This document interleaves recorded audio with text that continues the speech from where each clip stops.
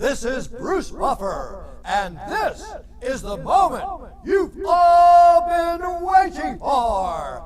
It's time for the MMA-Holes!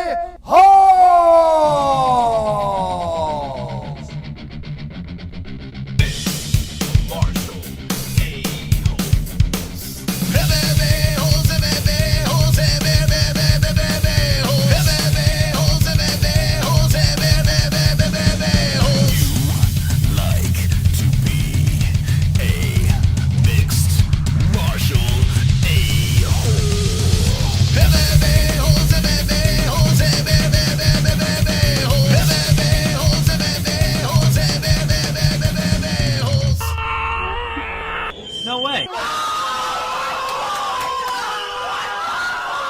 From the Sanosi 1K studios of Arizona, Tyson Fury versus Francis Ngannou. Is it gonna happen? Jéssica Andrade makes history at UFC Vegas 52. We got some stories with the MMA-Holes.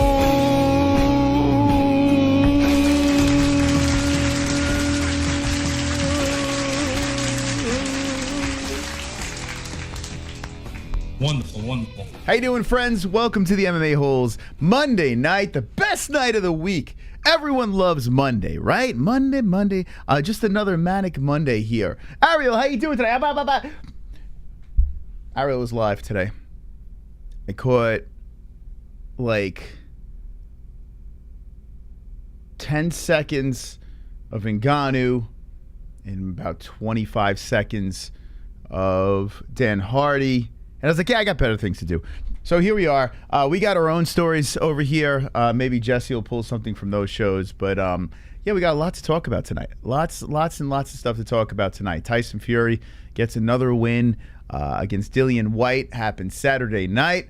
And I said, well, are you surprised? We put a last second bet on Tyson just to cover our ass on our parlay. And it's a good thing we did that. It was a guaranteed lock. I know he was a big favorite. And, you know, you bet, you win the money, you just get the hell out of there, you know? That's what we did with Tyson. Tyson declared that it's over for him. The boxing game is done. And then he drags in Francis Ngannou. Yeah, I'm done. And bring in this big Francis. We're going to talk about that. Second half of the show.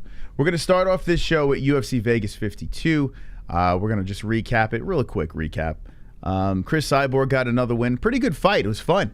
It was an interesting back and forth in the sequel match. Forgot her opponent's name. But, yeah, tough broad. Cyborg wins. What's next? We'll discuss that. But, yeah, let's start with UFC Vegas 52. The battle of Andrade versus Lemos. And we got to see history. As Jéssica Andrade gets the submission, standing arm triangle, which I was screaming like, did I ever see this before in the UFC? I don't think so. I don't have the best of memories. And then sure enough, we've never seen that before. So credit to Jéssica Andrade getting that done. That was really spectacular to get a win like that over a very tough competitor. So we'll get to that in a sec here. I want to give a shout out to my sponsors, Head Rush. Thank you. Promo code MMA-HOLES for 20% off. Sheath Underwear, same thing. Promo code MMA-HOLES for 20% off. MyBookie.ag, where you place all our bets. Use our promo code MMA-HOLES for a 100% match on your first deposit. And shout out to Undisputed Belts. Just go to UndisputedBelts.com and get your customized belts. ESPN Plus also, we have a link in the description for that if you want to watch the fights this Saturday or any Saturday. If you want to watch The Ultimate Fighter or get pay-per-views, use our promo link down below. Thank you to our sponsors. Made it pretty easy. You know, same promo code, MMA-HOLES, and you get the discounts. There you go. Nice. Wonderful, wonderful. All right, now that we got the deals out of the way, let's get into this card. I'm going to rattle through this thing pretty quickly here because I think the big juicy story is Tyson Fury. I know this is an MMA show, but the boxing world keeps on sucking us MMA fans in. Like, they just keep doing it. And then you got YouTubers like Jake Paul just sucking the MMA world into it. There's a reason. The UFC has been doing some pretty cool things. And how they swiftly and quickly grew their sport. Everyone wants a piece of the action, the piece of the spotlight. Not a piece of the money, because boxing, still you're making more money over there. So it's interesting that you got boxers trying to call out MMA fighters. It's really bizarre. MMA fighters are more popular, maybe. I mean, Tyson Fury just fought in Wembley Stadium. That place looked pretty jam-packed. That's pretty popular. I guess boxers just want to fight guys that they could beat. You know, MMA guys train for everything, so let's go fight those guys because they don't spend all their attention on one specific skill. And let's get a boxing bag for it, I guess. I don't know. We'll talk about that later. Let's go into this. UFC Vegas 5-2 and a delightful card. You know, once again, we weathered the storm of MMA complainers as, you know, they're splattered across the Twitterverse, the internet, whatever. Oh, this card sucks. What a shitty main event. Blah, blah, blah, blah, blah. Like this, every card, there's just complaints. And you know, I went into this with low expectations. Didn't complain about it. Just like, hey, we're just going to watch some fights. And I thoroughly enjoyed this card. Tyson Fury is very watchable, says Brandon Go Poop. Yes, I agree. Boxers are pussies. Wonderful, wonderful. Says Trent in the chat. What's up, everyone? Hope everyone had a wonderful, wonderful day. Hey, Mas. How you doing, Leo? Hope you're well. Where's my niece and my mother and the mother of my niece? Dude Jones, I don't see an uncle next to your name. I see an uncle next to Mark. It's Mark's niece. I don't know what you're talking about. Where's that uncle? You give up your uncle status and then you say, where's my niece? Shame on you. Shame! Shame! Shame! Despicable. Embarrassed to call yourself an uncle in our chat and then say that's your niece. I mean, come on! Get it together. Dean Barry takes out Mike Jackson. No, he didn't. He took him out with some fouls and then lost the fight. A complete disaster. A complete mess. Dean Barry looked like trash. I understand it was UFC debut. Had a lot of pressure on him, you know, Irish pride, the whole deal. Running around the internet talking like Conor. And I wanted Dean Barry to win this fight, especially because who he was fighting. You know, I wanted the Snow Roach to get the job done. But yeah, there were two fouls. There was a nut shot, and then there was this eye poke that happened. And after the eye poke, this happened. Not Jordan Levitt's ass. This. The stunning face of Mike Jackson. The eye poke was very bad. I'll cut him some slack. It was very bad. You know, it was knuckle deep into the socket, the whole deal. And it probably went the right way, you know? I mean, even though he was losing that fight, you can't be doing that. You can't kick someone in the nuts and fucking shove your finger into their eye socket. But if it's Mike Jackson, I feel like you should get a pass. You know, you should. Ariel Helwani, you go to his Twitter, he was sucking off Mike Jackson. I mean, Jesus Christ. I mean, Ariel, pull yourself together, bro. Like, for real. This guy is a bad seed, man. He's a bad seed. He's a bad character. Runs around the internet, you know, shouting racial slurs at people, just starting fights and everything like that. And then you got Ariel Helwani just sucking him off. It's like, dude, it's just a bad look. Let me just talk to Ariel for a second here.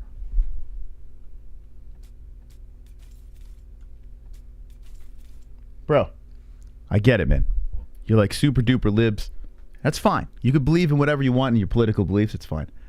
You know, you run your mouth, your opinion. You're entitled to your opinion. But how the fuck are you throwing tweet after tweet after tweet about this fucking clown? This fucking clown going around calling everyone wet dogs and snow roaches. White fragility and all this shit. Got black power tattooed on his fucking chest. Just a blatant fucking racist. And you're just sucking that fucking cock. Bro, Ariel, pull it together, bro. You're already famous. You don't have to be sucking any more dick. Like, what is going on? Pull it together. I looked on his Twitter, and it was just like, I mean, I didn't even look on his Twitter. It was just people retweeting and commenting on his stuff, and all I see is shit about this guy. Like, what are we doing? There was a time I didn't mind this guy. There was a time I respected this guy. I'm losing all respect. Like, what's going on here? Like, what is going on? And I don't know if you saw his tweets on Twitter. Like, it's like this guy's like sucking him off. I'm not going to go down that rabbit hole. Go check it out for yourself. Go check out Ariel Helwani's Twitter. And you tell me what you think. I mean, the guy's a piece of shit. But anyway, he gets the win in this fight. What a career for this guy.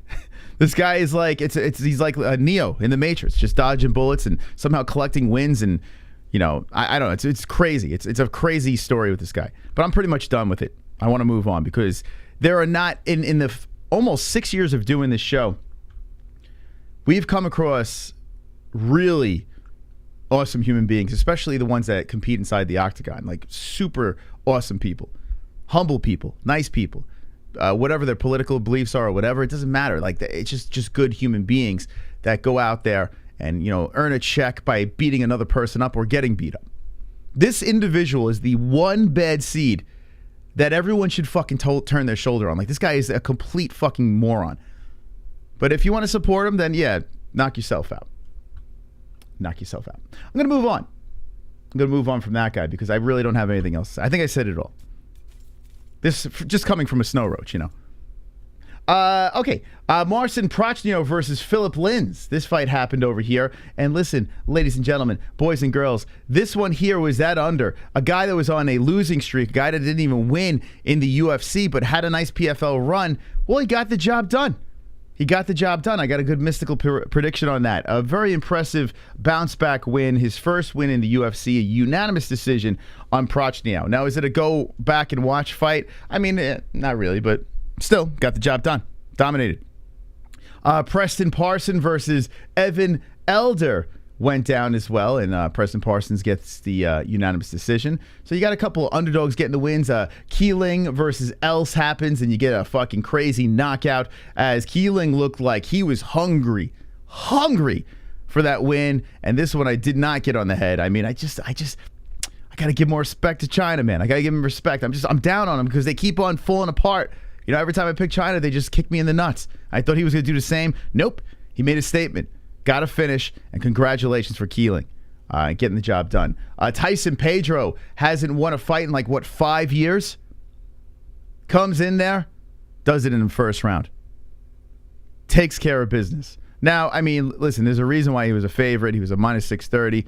I did go the other way because I was like, this guy hasn't fought in 5 years. But he looked really good. He did. He looked good. I got to give him credit, man. He shook the rust off really quick. He looked confident, calm, didn't take any unnecessary chances, and then just dismantles Villanueva. So a really nice win for Tyson Pedro. And the good news for Tyson is he got in the game fairly young because he's still only 30 years old. So Australia, your boy did good, man. And he's going to be an interesting guy. I want to keep my eye on him. I hope he goes on a nice little run. Like this dude. Let's see. Stop by and drop a like. Thank you, Victor. Appreciate that. That like was very wonderful. Wonderful. Dang, that's a nice win. Yeah, I mean, look, his last win was... Oops, hit the wrong thing.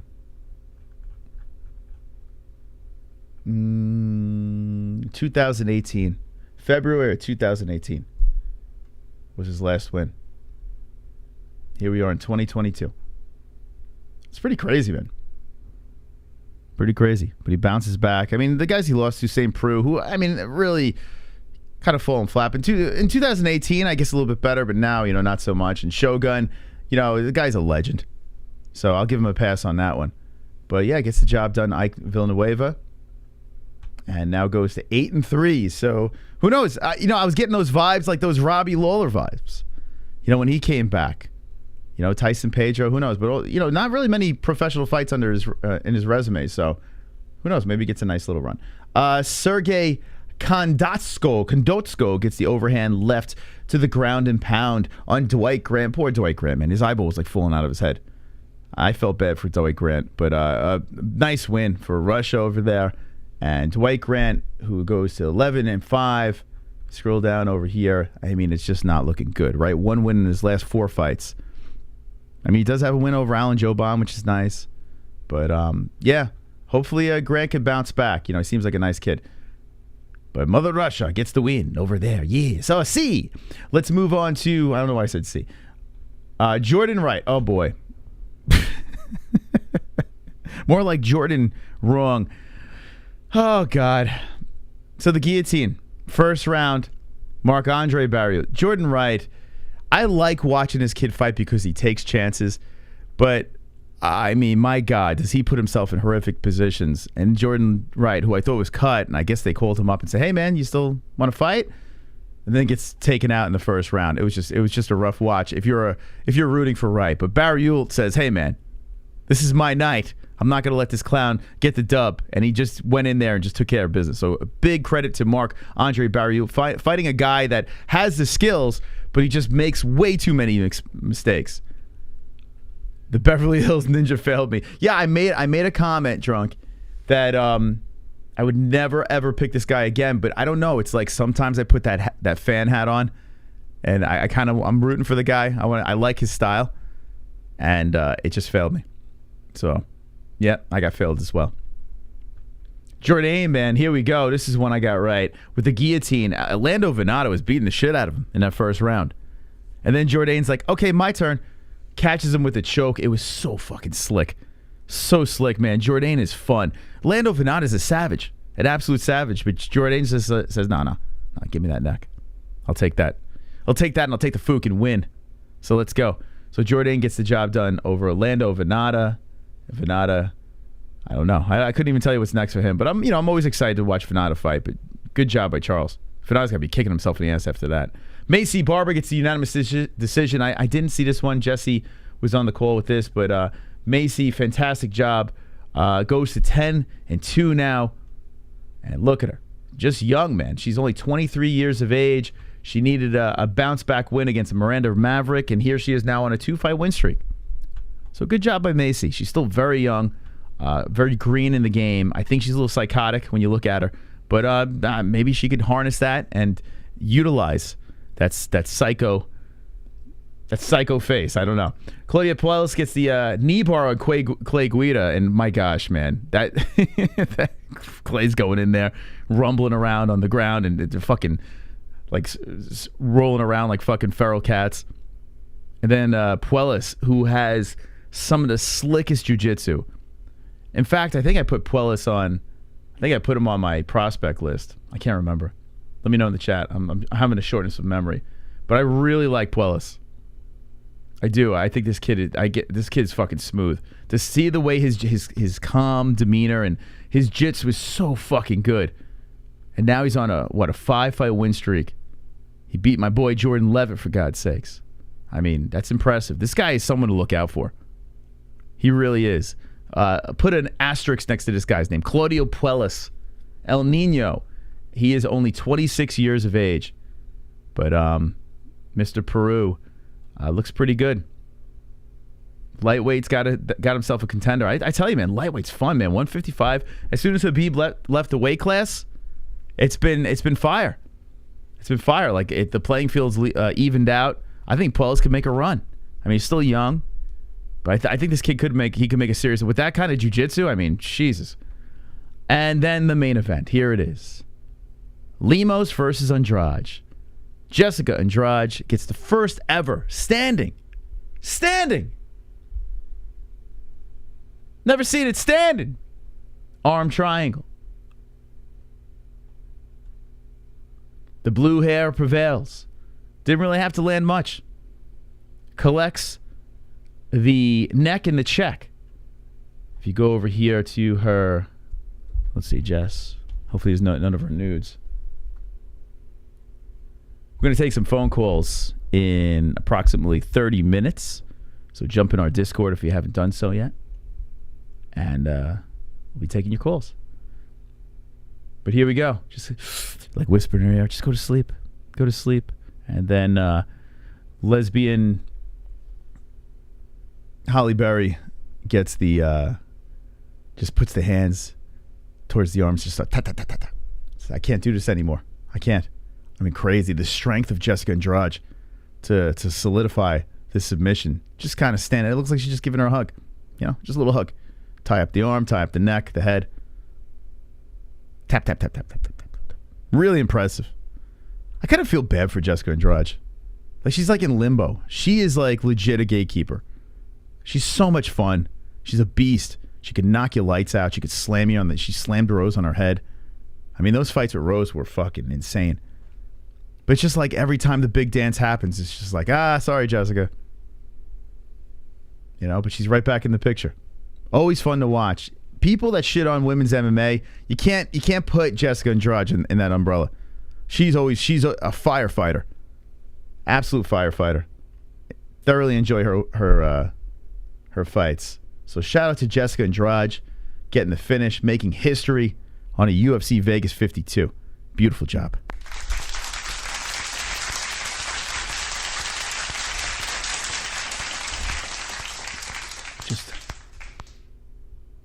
Just beautiful.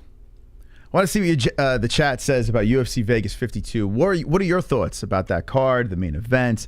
Who stuck out to you? Let me know in the chat right now. Moss loves her OnlyFans. I am a top tier member of her OnlyFans. If there's tiers, I'm the highest. I pay top dollar to see that. That's smoking bod. I've choked a lot of them out. Outstanding.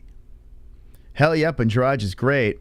I dig on the ladies' fights, period. So Williams down with the ladies' fights. The ladies' fights gets a bad rap.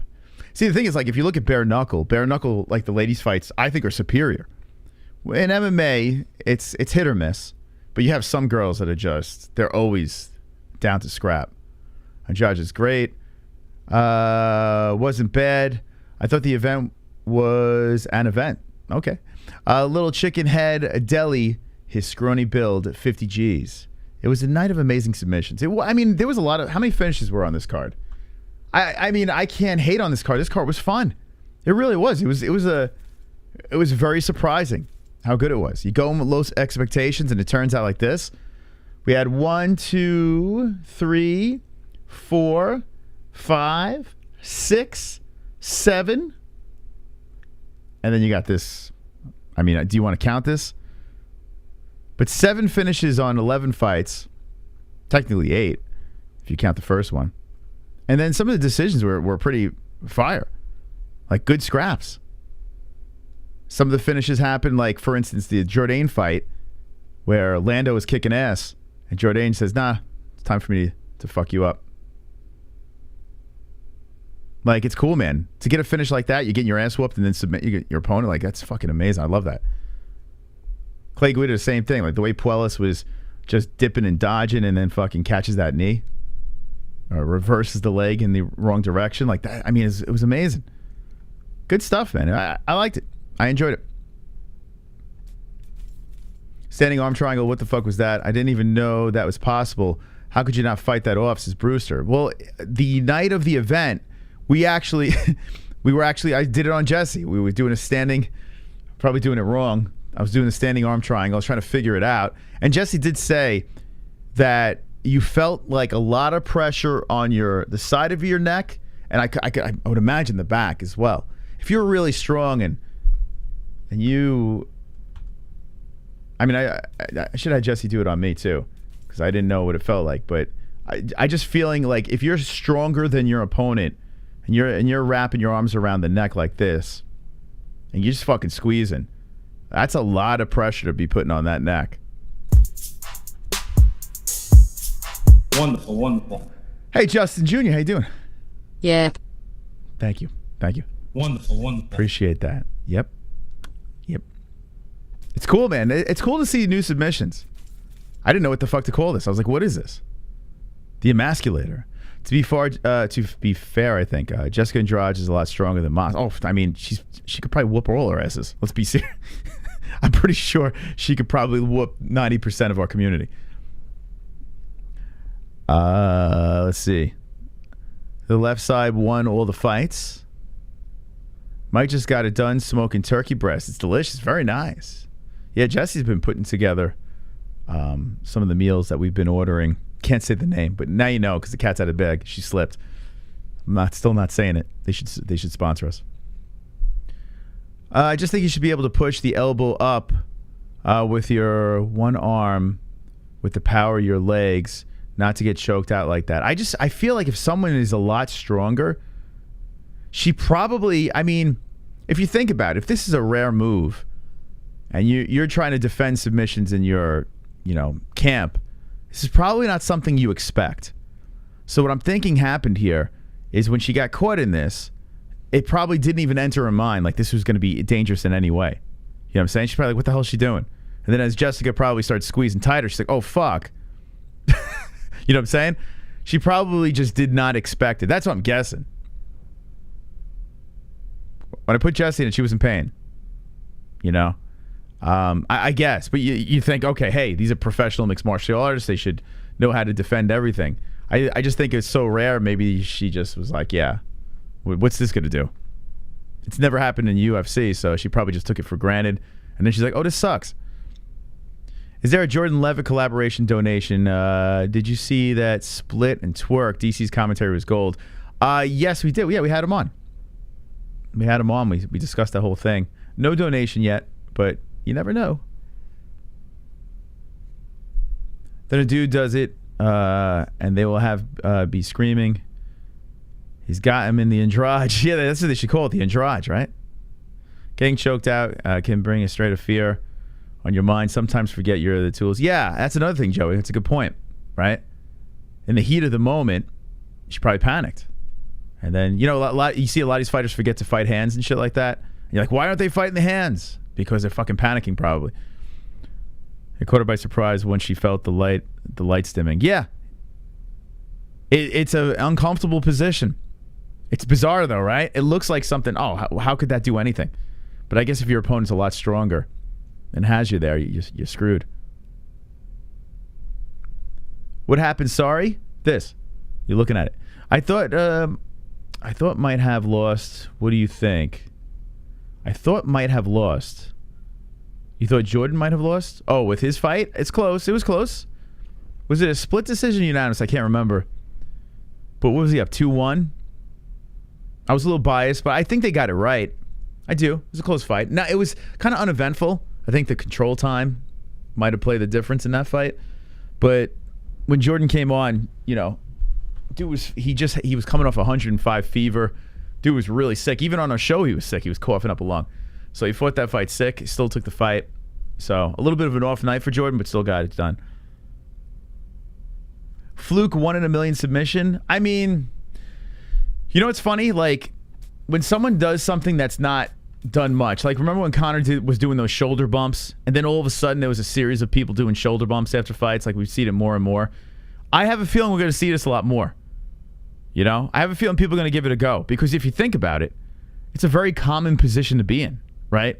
So why not do it? Why not try to give it a shot? Especially if you're a lot strong, defense is tight. You know? They're going to think I'm looking for an underhook or something.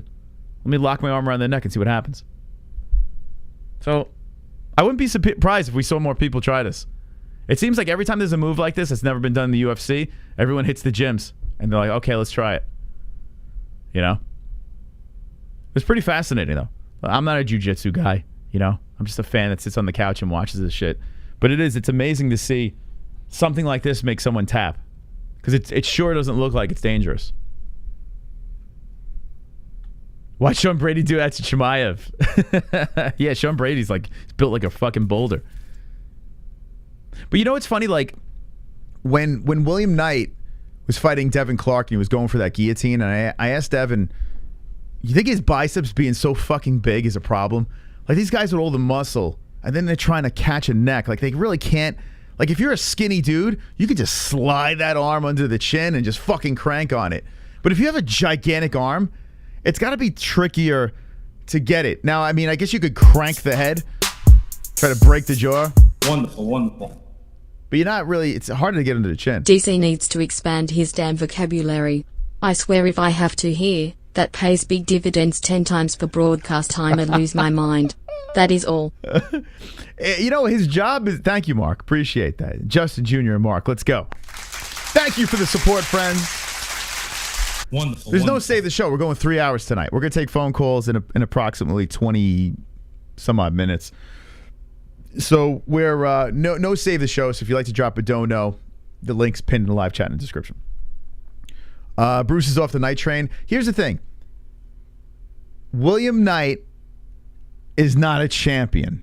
Now down the road, who knows? Some adjustments. Maybe he can kind of lose some of that muscle. I think the muscle might be a little bit of a problem, to be honest. But it's fun. The novelty thing's fun. But, you know, he's got to make some adjustments, I think, in order to really succeed. And that's just a fan's opinion. Who am I? What do I know, right? So I could understand why people are off. William has holes. He's got issues. He's got problems. It's not cardio.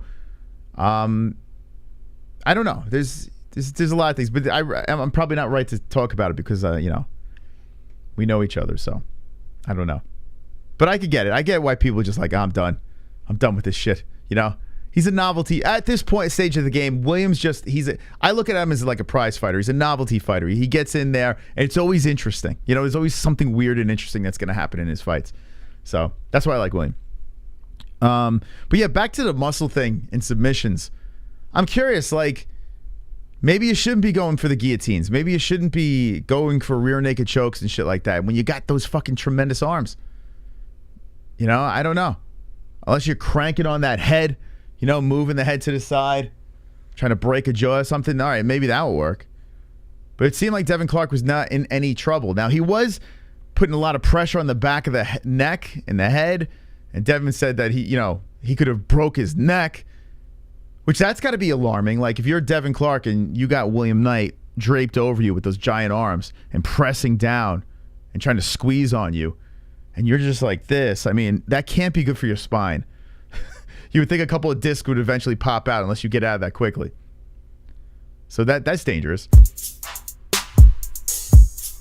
Wonderful, wonderful. Random Dono. That is all, or is it? Thank you. Look at that. That's what I like. You can say whatever the hell you want. I appreciate that. Thank you, Uncle Mark.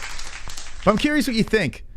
You know, guys with those gigantic arms. Like, is the knockout the only thing there? Like William Knight getting on top of you with some ground and pound is a problem. That's a problem. You don't want that man on top of you doing that. You don't want that. But submissions, I mean, Williams, he's got his wrestling and everything like that. You know, in the UFC, I don't know. Does the muscles work? I'm a couch black belt. Yes. The only thing I'm a black belt in is podcasting, as they say. I'm calling in 20-some minutes. All right. Listen, jump in our Discord, man. So here's the deal. We have a Discord. The link is in the description. We also dropped it in the live chat earlier. You can go to the MMA-Holes.com as well and find our Discord. But all you got to do is find our little icon, the MMA-Holes icon. Click on that. Look for the little phone. And then just keep on calling. We're going to get everyone in queue. Of course, we're going to take patrons first. And then once the patrons are done, we'll roll right into the open Discord as well. If you want to become a patron, there's a little link for that below as well. You get part of the Discord over there, and you get a fast pass to our phone lines. All right, so that's pretty much it. All I have to say about this. I mean, there's really not much more. You know, it was a fun card. I enjoyed it thoroughly. It was a little weird after the Tyson Fury fight. You know, we went from boxing, and then we had to go into the UFC, and then there was those two fouls, and it was a little bit of an adjustment. But I love the sport of mixed martial arts. I love the UFC, and it made me happy. Put a smile on my face for a couple hours. Let's talk about Tyson Fury and Francis Ngannou. Let's go, baby. Let's get this popping now. Tyson Fury gets a win, and you know what's bizarre? Usually in these fights, you do hear people with the conspiracies. Was that a dive? This and that. It didn't catch much traction on the interwebs, and I think you can talk about it. I think it's a possibility that's there. But there's just so many people that love Tyson Fury. So many people that probably knew he was going to win this fight. So they don't give a shit. Whether it was a dive or not, they don't give a shit. You know, there's not much of a debate because it's not really anything controversial. Tyson was the favorite. He was put in there to beat this guy, collect $30 million, and then prance off to his retirement. So we thought. He brings in Francis Ngannou. He brings in Francis in the ropes. Francis was strategically placed there. I mean, the shit was, you couldn't script it more, you know? Let me see if I can find this here. Who has a picture of this? Uh-oh. Yeah. Uh-oh. Come on! Come on, get loud, MMA holes in the crowd. Come on, get loud. MMA-Holes in the crowd. MMA-Holes in the crowd. MMA-Holes in the crowd. MMA-Holes in the crowd. Okay, what do we got, D-Rest? Yay. Yay, baby, yay. Yay. Thank you, D-Rest. Appreciate that donation, man. Very wonderful, wonderful. Look at that with Ally Quinta. Showing heart. Okay, so let's see. Where's Francis? Let's go to photos. So yeah, so Tyson Fury brings in Francis Ngannou. Francis Ngannou's got his Gymshark shirt on, which apparently they paid for the trip for him and his manager to go to Wembley Stadium, which was some sight, man. Tyson Fury being able to headline a boxing card and have that many people inside a venue, like it was just unbelievable to see. It really was. So credit to Tyson Fury, and he deserves every penny. Tyson Fury he's very a likable guy. I've always been a fan. He brought me back into enjoying boxing. You know, I was kind of falling off the train, didn't give a shit. But Tyson Fury really sucked me back in. The first Wilder fight, that's when I started getting sucked back in. Yeah, he's been doing his thing. But, you know, you put together a fight against a guy that you're probably going to beat. You know, it looks like, you're getting 30 million. He's getting 6 million. You got the height, the reach, the whole deal. And you finish the guy in the 6th round. And then all of a sudden, conveniently, you got Francis Ngannou coming into the ring. No animosity. This picture may look like heated, but it wasn't. Tyson Fury is just trying to get another bag for himself. And he's trying to get Francis some money. You know, nothing but respect. It's kind of cool, man. Francis Ngannou's having a little trouble with the UFC, wants to get paid more. He deserves more. There's no doubt about it. So Francis Ngannou's telling the UFC, listen, unless in my new contract, we're going to include some Tyson Fury shit, I'm not signing. I'm out.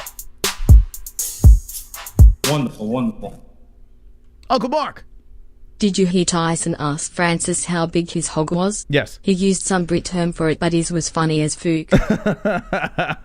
Actually, no, I didn't hear that. How big his hog was? No, he was talking so fast, so I missed a little bit of it. I did hear him say something about his physique, so maybe it was within that. That's hilarious if he did talk about his hog.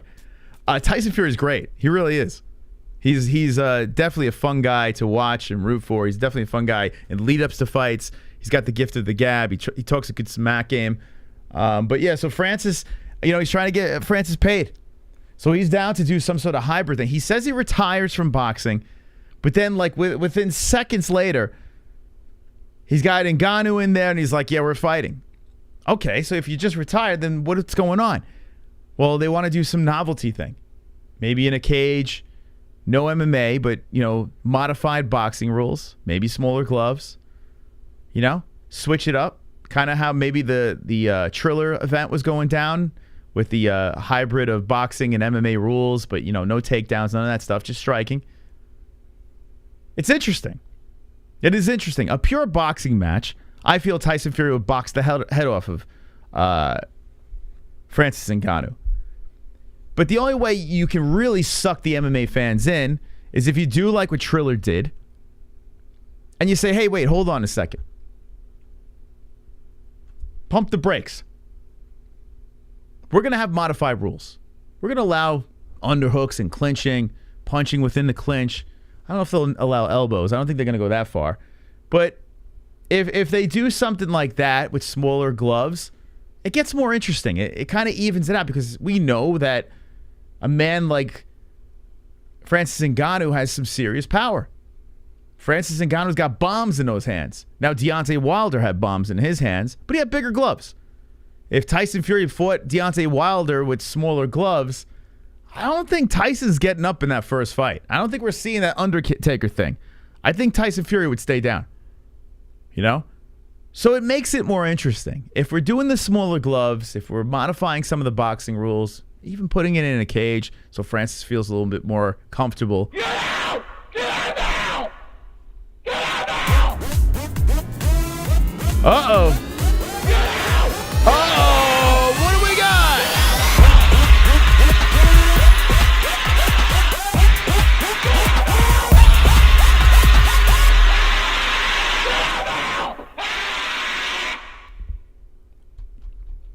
Yeah, did I say yes? The whole deal. Fury is a god.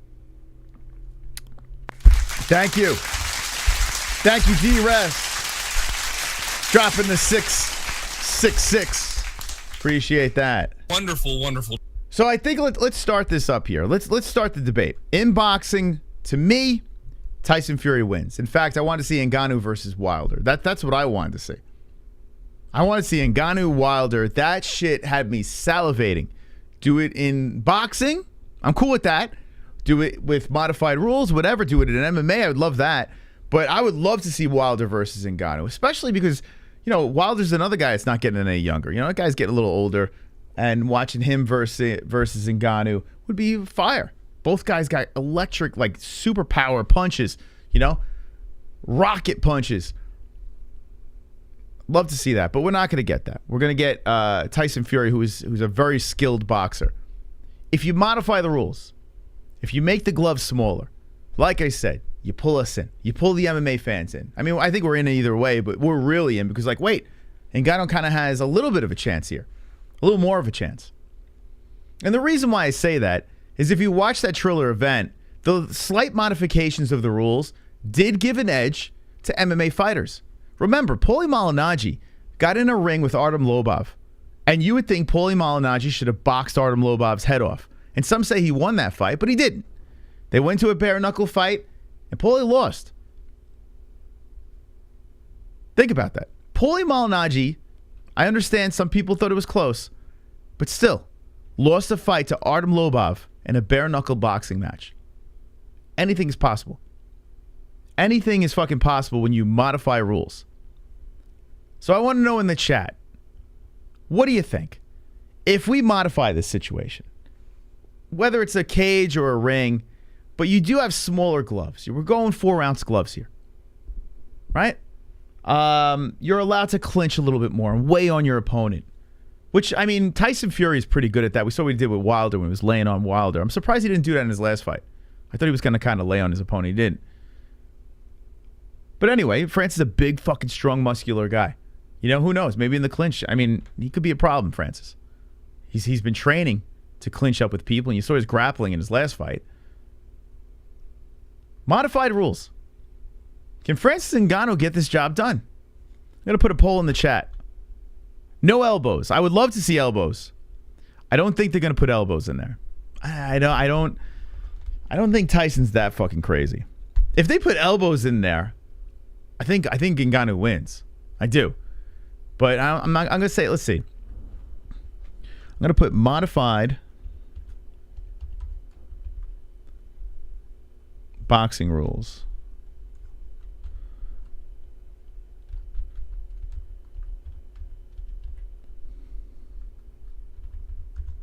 Who wins? I still think that the community is going to pick Tyson Fury, and I understand why. But I do think as well that I got to put my keyboard in a better place. I do think as well we have an argument. Whereas if you put Francis Ngannou in a boxing match, straight up boxing rules, big gloves, the whole deal, Francis is not winning. He's losing 10 out of 10 times. Modify the rules. Let's even it up. Who wins? All right, here we go. Putting it in the chat. Okay. All right, I'm going to leave that up for the rest of the stream. Let's see what the chat says. Fury's an elite boxer. He's not going to agree to goofy modify rules crap. Kainoto, I think Fury's crazy enough to do that. I think he is. I truly think he is. Because if you think about it, if we just make a boxing fight, which, I mean, I think Ngannou would still take that, right? But if you're really looking to get every single eyeball, the casuals, the whole deal, in a modified situation, I think you're even increasing pay-per-view buys. I think you're increasing everything. You know? Kainoto says he'll never agree to it. Then, okay. Then, I mean, Triller literally had a whole event on that. You know? And you have to remember, when Ngannou got pulled into the ring, Fury was the one that brought up the modified rules. Like, he was the one that said it. Fury's game. He's crazy. Fury believes in himself so much that... Because think about this. If Tyson Fury beats Francis Ngannou in a boxing match, which he should, everyone's going to say he should have done that. But if Tyson Fury goes and beats Francis Ngannou, and it's closer to Francis Ngannou's game, they even the playing field. I'm not saying MMA, just modified rules. Tyson Fury looks like a fucking savage. It just enhances his legacy. You know what I'm saying? There will be no doubts anymore. There would be like, no one would say, oh, you know, Tyson Fury beat an MMA guy. What's the big deal? If he beats him in modified rules, then the haters can't say shit. Think about it. UFC gloves are different than boxing. 100%. Bare knuckle gypsy fight in a trailer park. You want to see a trailer park fight? I'd be down with that. Yeah. Or just do a little street beefs or something.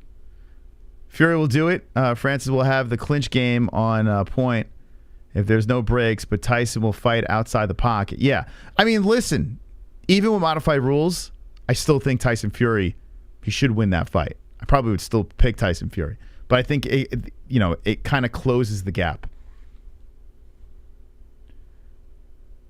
Do it bare knuckle in the Trigon, says Kendall. Guess just depends on the modifications are. If it's just MMA gloves, got to still go with Fury. Okay. So the rules I'm going to make it just like Triller. Like, you can clinch. You can punch in the clinch. You can work in the clinch. You can, and 4-ounce gloves, I'll say. Triller didn't have 4-ounce gloves. In fact, I think Triller had, it was like 6-ounce gloves. I'm going to say 4-ounce gloves, just to say. Most likely it's going to be like Triller, and they're going to do like 6-ounce gloves or some shit like that. If I had to guess.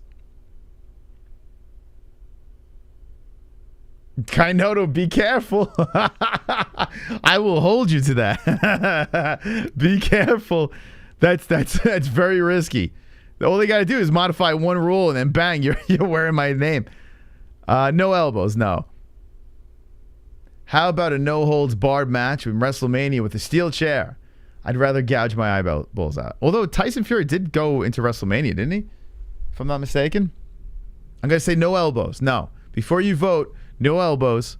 Just smaller gloves, like 4-ounce, maybe 6-ounce, which 6-ounce would be probably more realistic because that's what they did with Triller. No knees or kicks. No takedowns. Which I would love that. Don't get me wrong. I would love to see a Muay Thai fight or something. That'd be cool. Francis's manager calling for 8-ounce gloves. Oh my God. If he's doing that, he's a fucking prick. By the way, I think he is a prick. What is that guy's name? Ah, shit. I know I follow that dude. It's like Maurice or something. Hold on. Or Marcus. Marquez. Oh, here he is. Markel. Yeah, I don't know. Something about this guy rubs me the wrong way. Especially with that weird drama that was going on with the contract. Anyway, here's Francis at the event.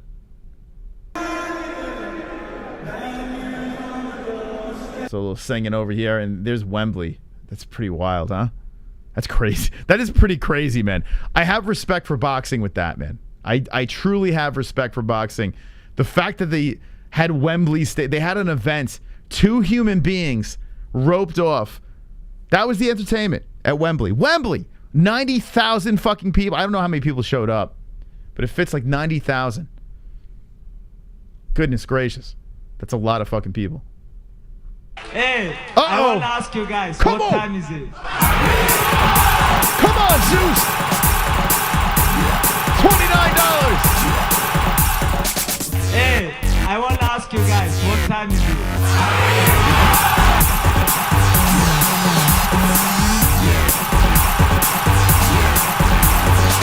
Hey, I want to ask you guys, what time is it? I miss Khabib's ground smash. Anyways, I'd love to stay longer, but I'm exhausted. Good night, Holes. Trask. Thank you, William. Wow, dropping a $29 donation. Appreciate that. Absolutely wonderful, wonderful. Thank you. Wonderful, wonderful. Fucking exhausted too, man. I haven't had caffeine in forever. And I'm this close to marching my ass downstairs in a commercial break and making myself a cup of joe because I'm just fucking exhausted. Anyway, thank you so much, Zeus. I appreciate that. Appreciate the donation. We're going to have Jesse involved. We're going to take phone calls in about 7 minutes. So line up in the Discord. I want to get your calls. I saw it like kind of saying only boxing can do that. Well, you talking about combat sports? Because other sports, we know about every other sport can do that. Besides hockey. I think hockey would have a problem. But most other sports, I think, could pull something like that off. Considering those stadiums are meant for like soccer and shit. But I think if you put a fight with Conor McGregor, like if you did Conor McGregor Floyd Mayweather again, you don't think they could do that? Or you think Conor McGregor versus Khabib Part 2? I think they could fucking do that. I do. But the reason why they're not doing it, well, this is what Dana White says at least, is because it's not good. It's not a good fan experience. Which, even if it's a cop-out response to the situation, he is not wrong. Because I got to be honest with you. These people that are sitting in this stadium, unless, you know, they are on the field. And even if you're on the field, like how much you're really seeing in there. You're probably still looking up. There's probably not a damn good fucking seat in the house. You know? If you're sitting down low, you got to be really damn close to the ring, and then you're probably missing spots of the ring and you're still looking up. If you're sitting a little further back, it doesn't look like it's elevated. So you're kind of seeing a bunch of people's heads and you're kind of flat with the area. Then when you start moving back a little further and you're going a little elevated up in the air, you're so far away from the action that you can't really see what's going on. And there you're looking at the screen. You're just being in the building just to say you were there so you can hear the crowd roaring for people walking out and shit like that. That's it. You're not actually seeing the event. Just by being at smaller UFC events, there are not many good places to see the fight. You're staring at the screen. I've sat in all sorts of sections, and the best section for me was the middle section, but you're not as far away as you would be in Wembley. You're just staring at a fucking monitor. It's like you're at the movies. You're just looking at a screen. You're not even looking at the fights. So Dana's, he's not completely wrong. It's not a great fan experience unless you're just getting drunk and you just want to hear the crowd chanting and shit like that. If you went, let me put it this way. If there was no fight going on in the middle, no human beings were competing, but you were watching a big screen and 90,000 people were in there, and you're watching the event live, you know, it's happening someplace else. You're going to have the same fucking experience as you would if the people were actually fighting there. Same experience. There's really not much difference. It's kind of wild when you think about it. But people want to be there. Say they were there for the massive event. You know, people want to be in the building. They're just there for that. So I don't know. Will the UFC ever do something that big? Not anytime soon. Can they do something? I think yes. I think you can con that many fans into doing that. I just don't know, you know, I don't know. Unless you get completely rocked. You know, you're rocked and you're just sucking in the energy of the crowd. Like, look, Francis Ngannou is what, 6'5"?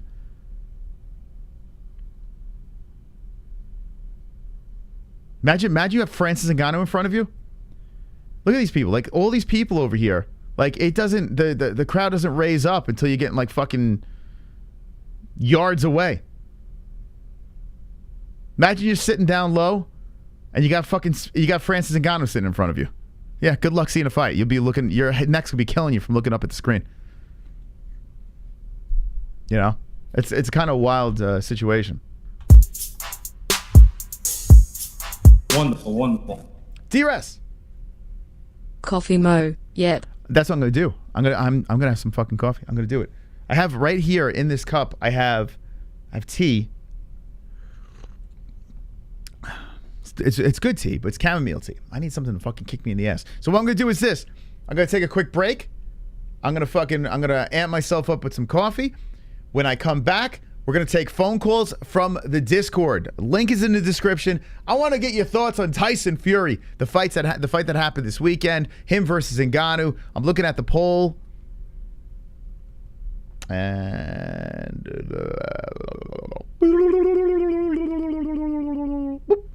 70% say Tyson Fury wins in a modified fight. So keep on getting your votes in on our poll, and we'll see where this goes. I'm pretty sure it's going to stay like that. I'm pretty sure the community is going to be on the same page, and everyone's going to be like, hey, Tyson wins this fight. So we'll be right back after this quick break. Oh, and hit that like button, you son of a bitch.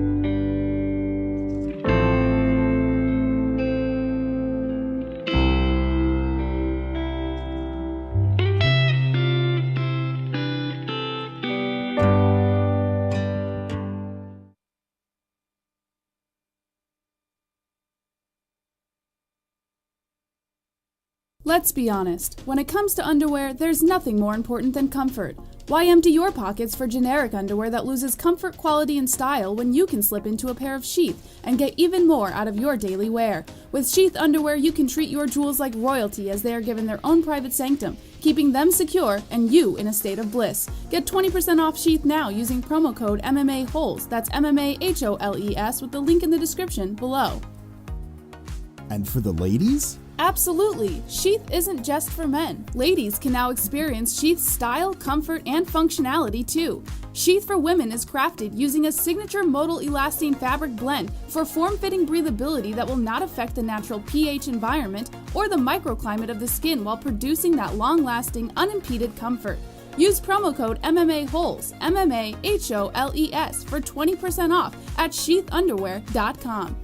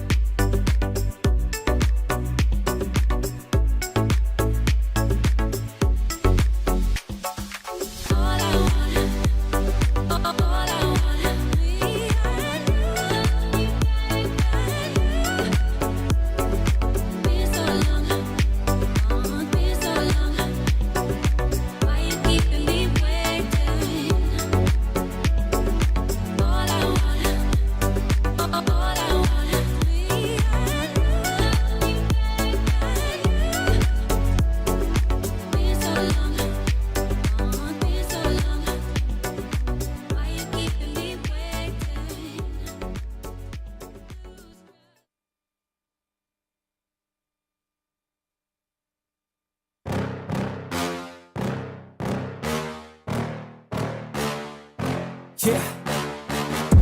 Please tell me that I can't, that I won't, that I fail, that I'll never make it out, yeah. Please tell me all the bad, never good, fill my head full of every single doubt, yeah. Please say any negative thoughts, I pop off when I hear people say I cannot. I get off to the thought of proving everyone wrong, I won't stop to the top, so you better back off and get lost. I'ma stay loud, stay proud, never running out, never heading south. I'll be spreading out, call it word of mouth, can't put me down, I'll be getting loud. You can have it douse, not what I'm about, have your fucking cloud, it be raining now, I keep making sound, go another round, bitch I'm legend bound, can't stop me now. You don't wanna fuck with me, a slow burn like a disease. Just tell me that I can and I'll show you things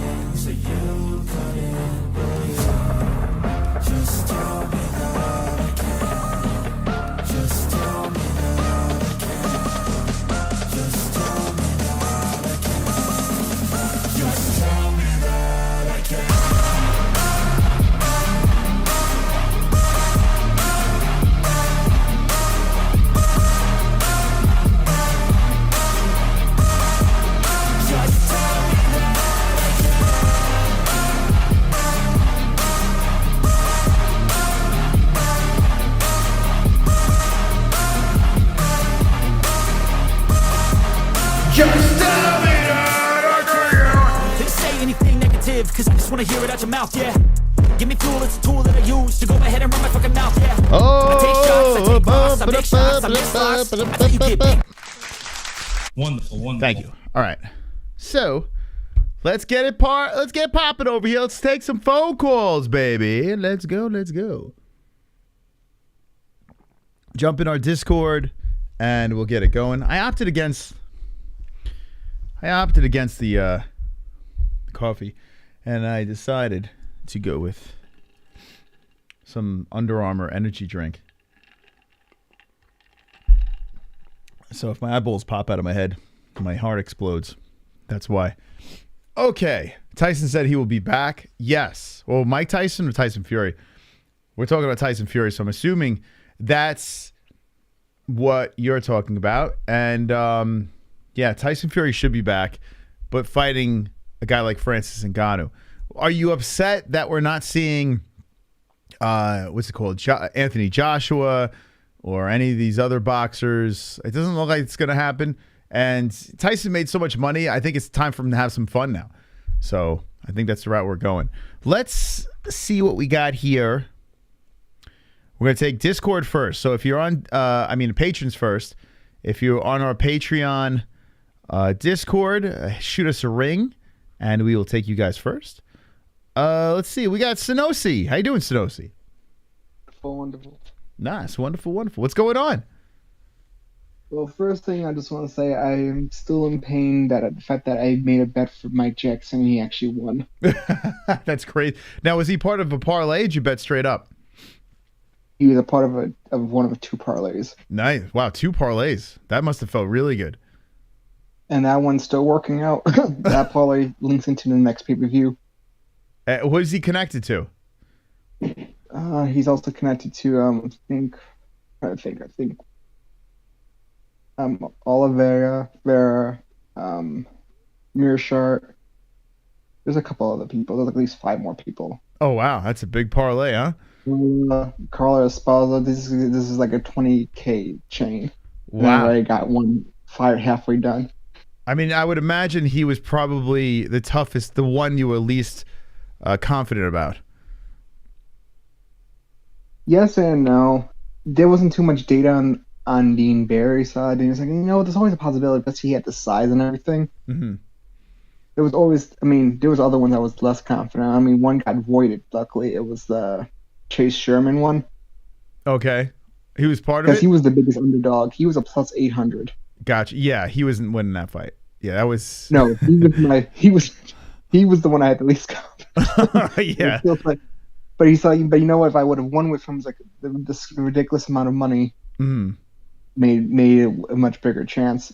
Gotcha. Anyway, but the point is, the fact that he won just kills me. You have to make him the new Aljo emoji.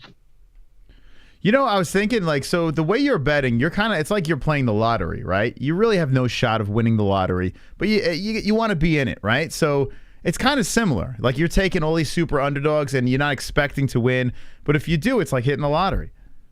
Yeah. To be fair though, I don't use they're not all pluses. I do change some fan favorites and ones that are obvious, most likely obvious wins. So they're not all going to be unders all the time. I like to mix it in. Gotcha. Because realistically, all the unders winning, there's a reason why it's very low. At least mix a couple of hard unders with some regular favorites that aren't too high. There's still a chance. Gotcha. All right. And I've come close twice.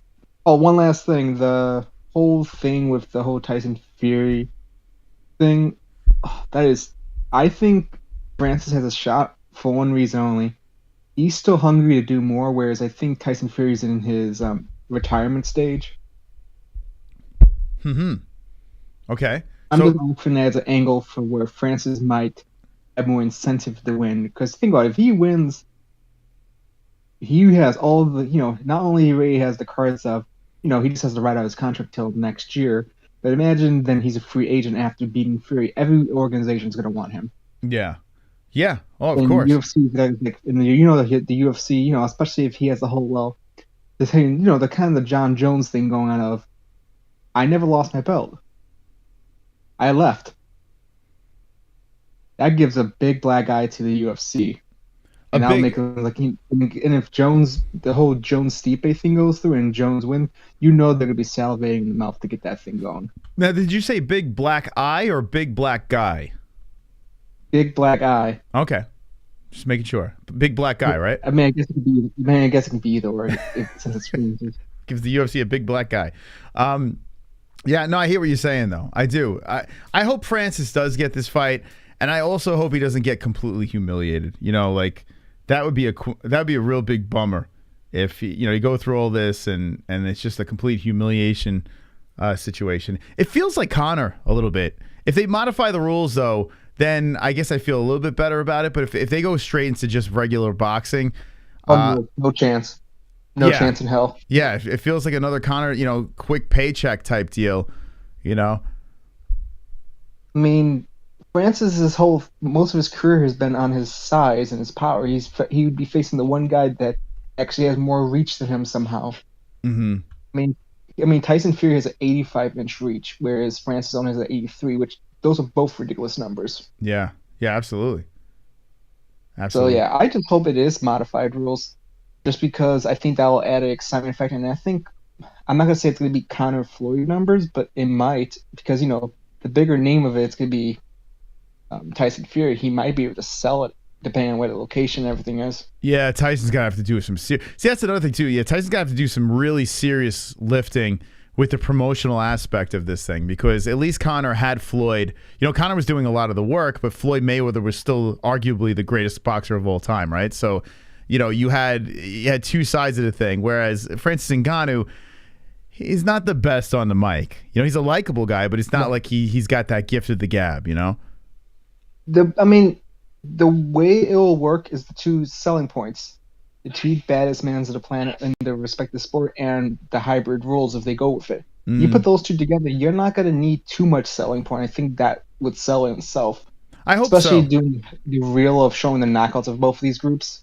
Yeah, because you have two heavyweight fighters, like you said, the baddest men, right? These are the cream of the crop. These are the biggest, scariest human beings about to collide in this whatever rule set it is. So, I mean, yes, that storyline alone should sell it.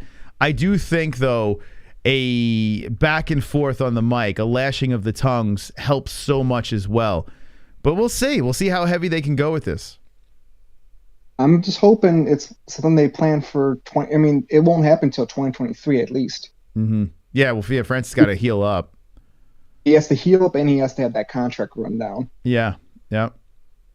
Well, and once those happen, we hopefully will get it. Absolutely. All right, Sonosi, man. Thanks for the call. Appreciate it. Good, peace. All right, there's Sonosi coming in. Yes. Wonderful. All right, so Francis Ngannou, Tyson Fury. The one thing I could say about this is John Jones coming back, you can guarantee he's fighting for an interim strap. In fact, there might be a strip. There could be a strip of the belt if Francis Ngannou, who is injured right now, is just like, hey, man, you have to insert this into my contract. I need to fight Tyson Fury. And the UFC's like, okay, this is our out. I don't see why the UFC would do that. They must really hate Ngannou if they're going to do that. Because if you think about it, the UFC could really get some big eyes on the company once again, like they did with the Conor situation. A lot of money could come in their direction if they co-promote something with Tyson Fury. It'd be massive. But maybe the UFC doesn't do it because of this. Before I open these phone calls again, and if you're in the Discord and you want to call in, let me know. If not, we'll go to our regular Discord, our patron Discord. We'll start first, and then we'll go into our regular Discord.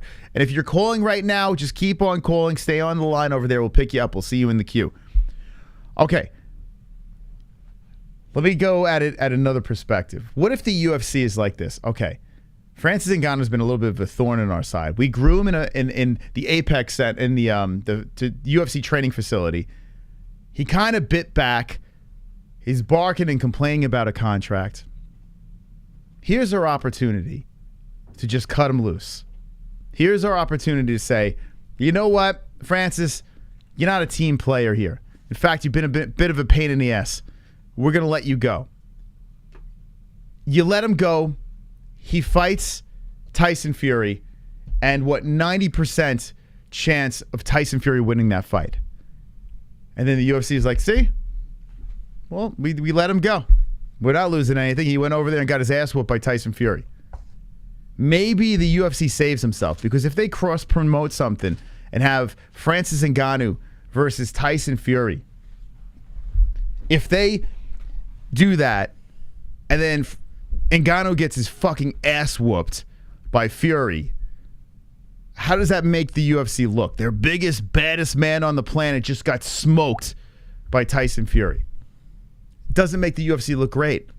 Maybe the UFC saying, hey, maybe Dana White and the boys are like, let's pump the brakes.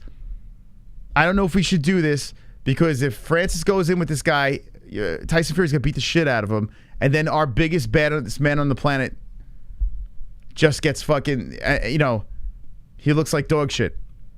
How does that make the organization? How does the UFC look? How do their fighters look? Granted, it's a boxing, more of a boxing rule set.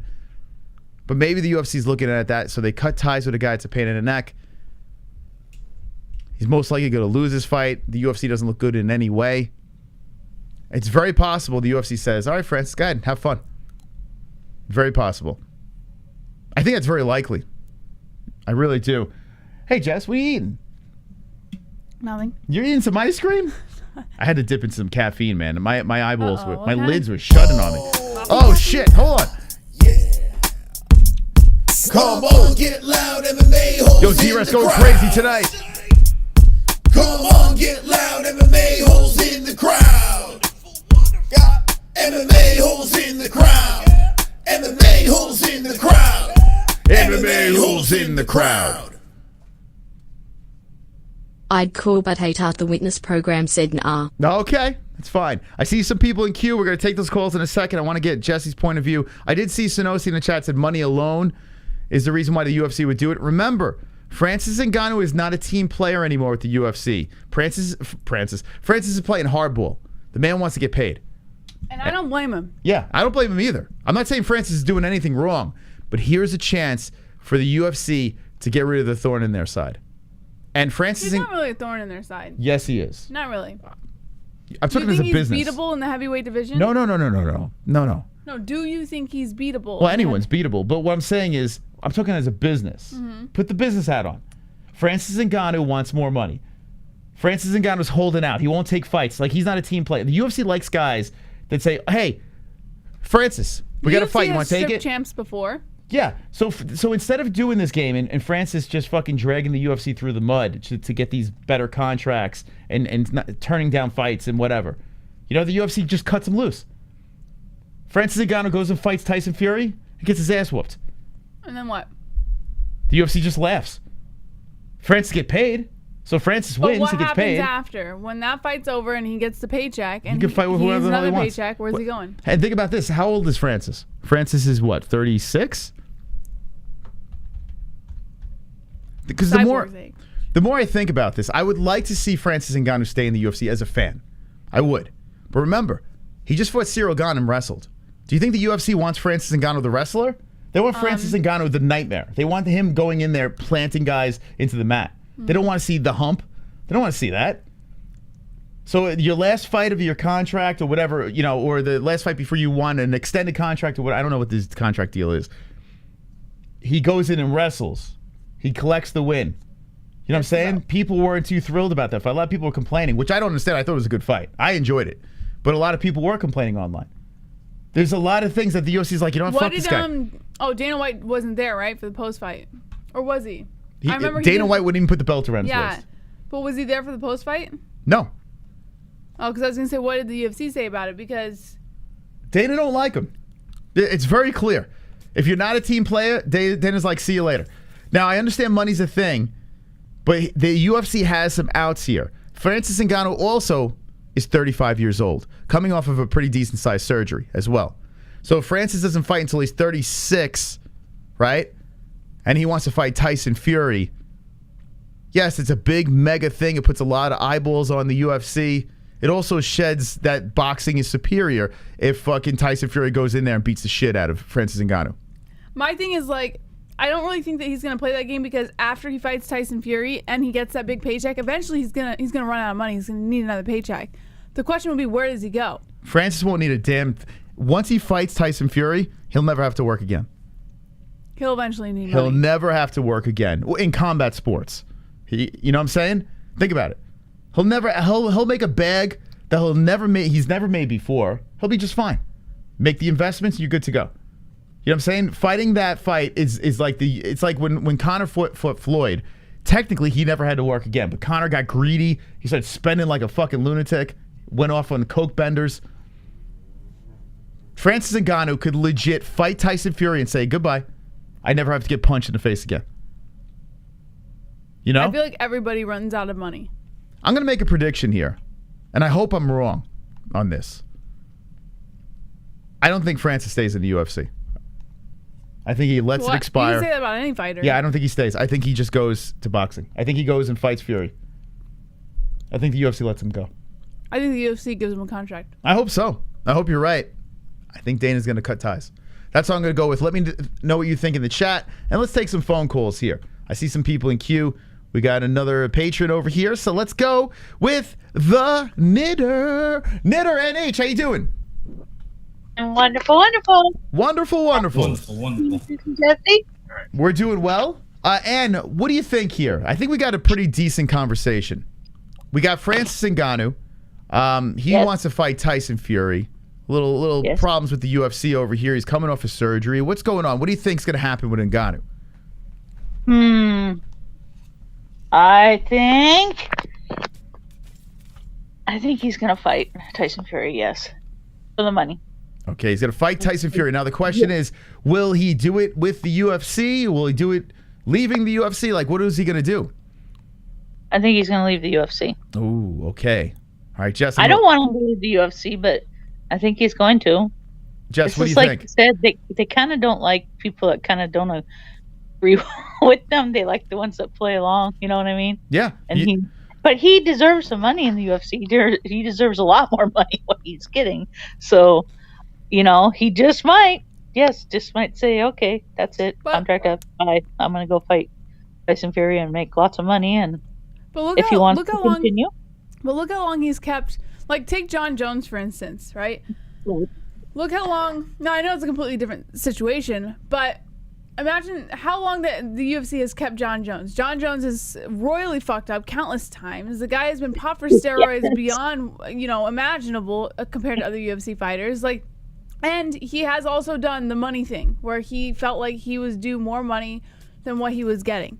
So, and the UFC still, they're still paying him. They're still signing contracts with him. He's going into the heavyweight division. He could be fighting for a freaking title shot for all we know. Within the next year or so. So my thing is, like, if they're gonna get rid of Francis Ngannou simply because he wants more money, I can't see the UFC doing that if I'm looking at it from a business perspective, because they didn't get rid of Sean O'Malley when he was pushing for money. They didn't get rid of John Jones when he was pushing for money. There's a big difference. Cejudo when he was pushing for money.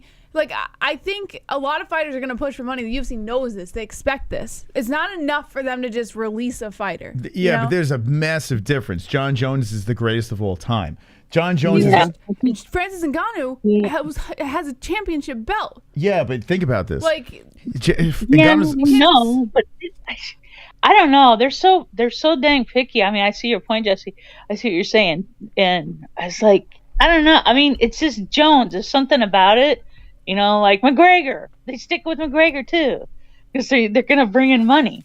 I mean, that's what I'm thinking. And Francis, yeah, he brings some money, but I don't think he's bringing as much money as those two would. But no way. I don't know. I hope they don't get rid of him. I don't want to see him gone. I think I like him. I think he's fun. In his last fight, he did good. Some people thought it was boring, but hey, he changed it up and he won. Yeah, and you got to remember too, they never released how much Francis Ngannou and Gon made. Like, what was the pay-per-view buys for that? It's a mystery. So these guys aren't pulling in big pay-per-view buys. These guys aren't cash cows for them. Yeah, but it's not like they're not pulling in buys at all. You're making it sound like that they have no pull. Not to justify the money they want. You understand what I'm saying? What was Francis's argument against John Jones on Twitter when he was first justifying why he deserved more? Listen, I don't want to get into the conversation of does he deserve the money, because I think he does deserve a hefty bag of money. He's the heavyweight champion, the baddest man in mixed martial arts, really, like pound for pound, like the biggest, scariest human being. So yes, he deserves a massive paycheck, no doubt about it. But if you're looking at the business side of the UFC and how they run their organization, Francis Ngannou is expendable. Unfortunately, it's unfortunate, but it's true. Yeah, especially if, like you said, who knows what they're going to do with John Jones coming in. He might get the title shot right away for, heavyweight, and he could get the belt, and they go from there. Bye-bye. You can Francis. Get, but, go ahead. I mean, that's what they could do. They could just say bye-bye to Francis, hey, it's John Jones. Like you said. He might be expendable. I hope he's not, but they're just kind of weird lately, the UFC. I mean, they're not getting the pay-per-views that they used to. I think more people are watching the fights another way and not paying pay-per-view. That's what I think's going on. And I don't think they're getting as much money. I mean, they're still all making money, but let me I don't ask you think this, they're getting Ann. as much. Put this idea into your head. Imagine they get rid of Francis Ngannou, right? Yep. Do you think that the heavyweight division is as marketable without him? Yes, because hold on. I want to know Ann's calling. Mystic Mouse had his time. Go ahead, Ann. And then we'll My get caffeine's kicking in, by the way, so now I'm like, wow, I'm ready. Go ahead. Caffeine always kicks in with you, Moss. You like to talk as much as I do. All right, Ann, spit it out. Let's go. Say it again. Sorry, Jesse. With Francis Ngannou gone, and say they're just stuck with Stipe, Ciryl Gane, John Jones, all those guys, is it as marketable as it is right now with Francis Ngannou in it? I think it'll be just as marketable, yes, because John Jones is still a bigger name. People still attracted to him. But so if Francis Ngannou's gone, right?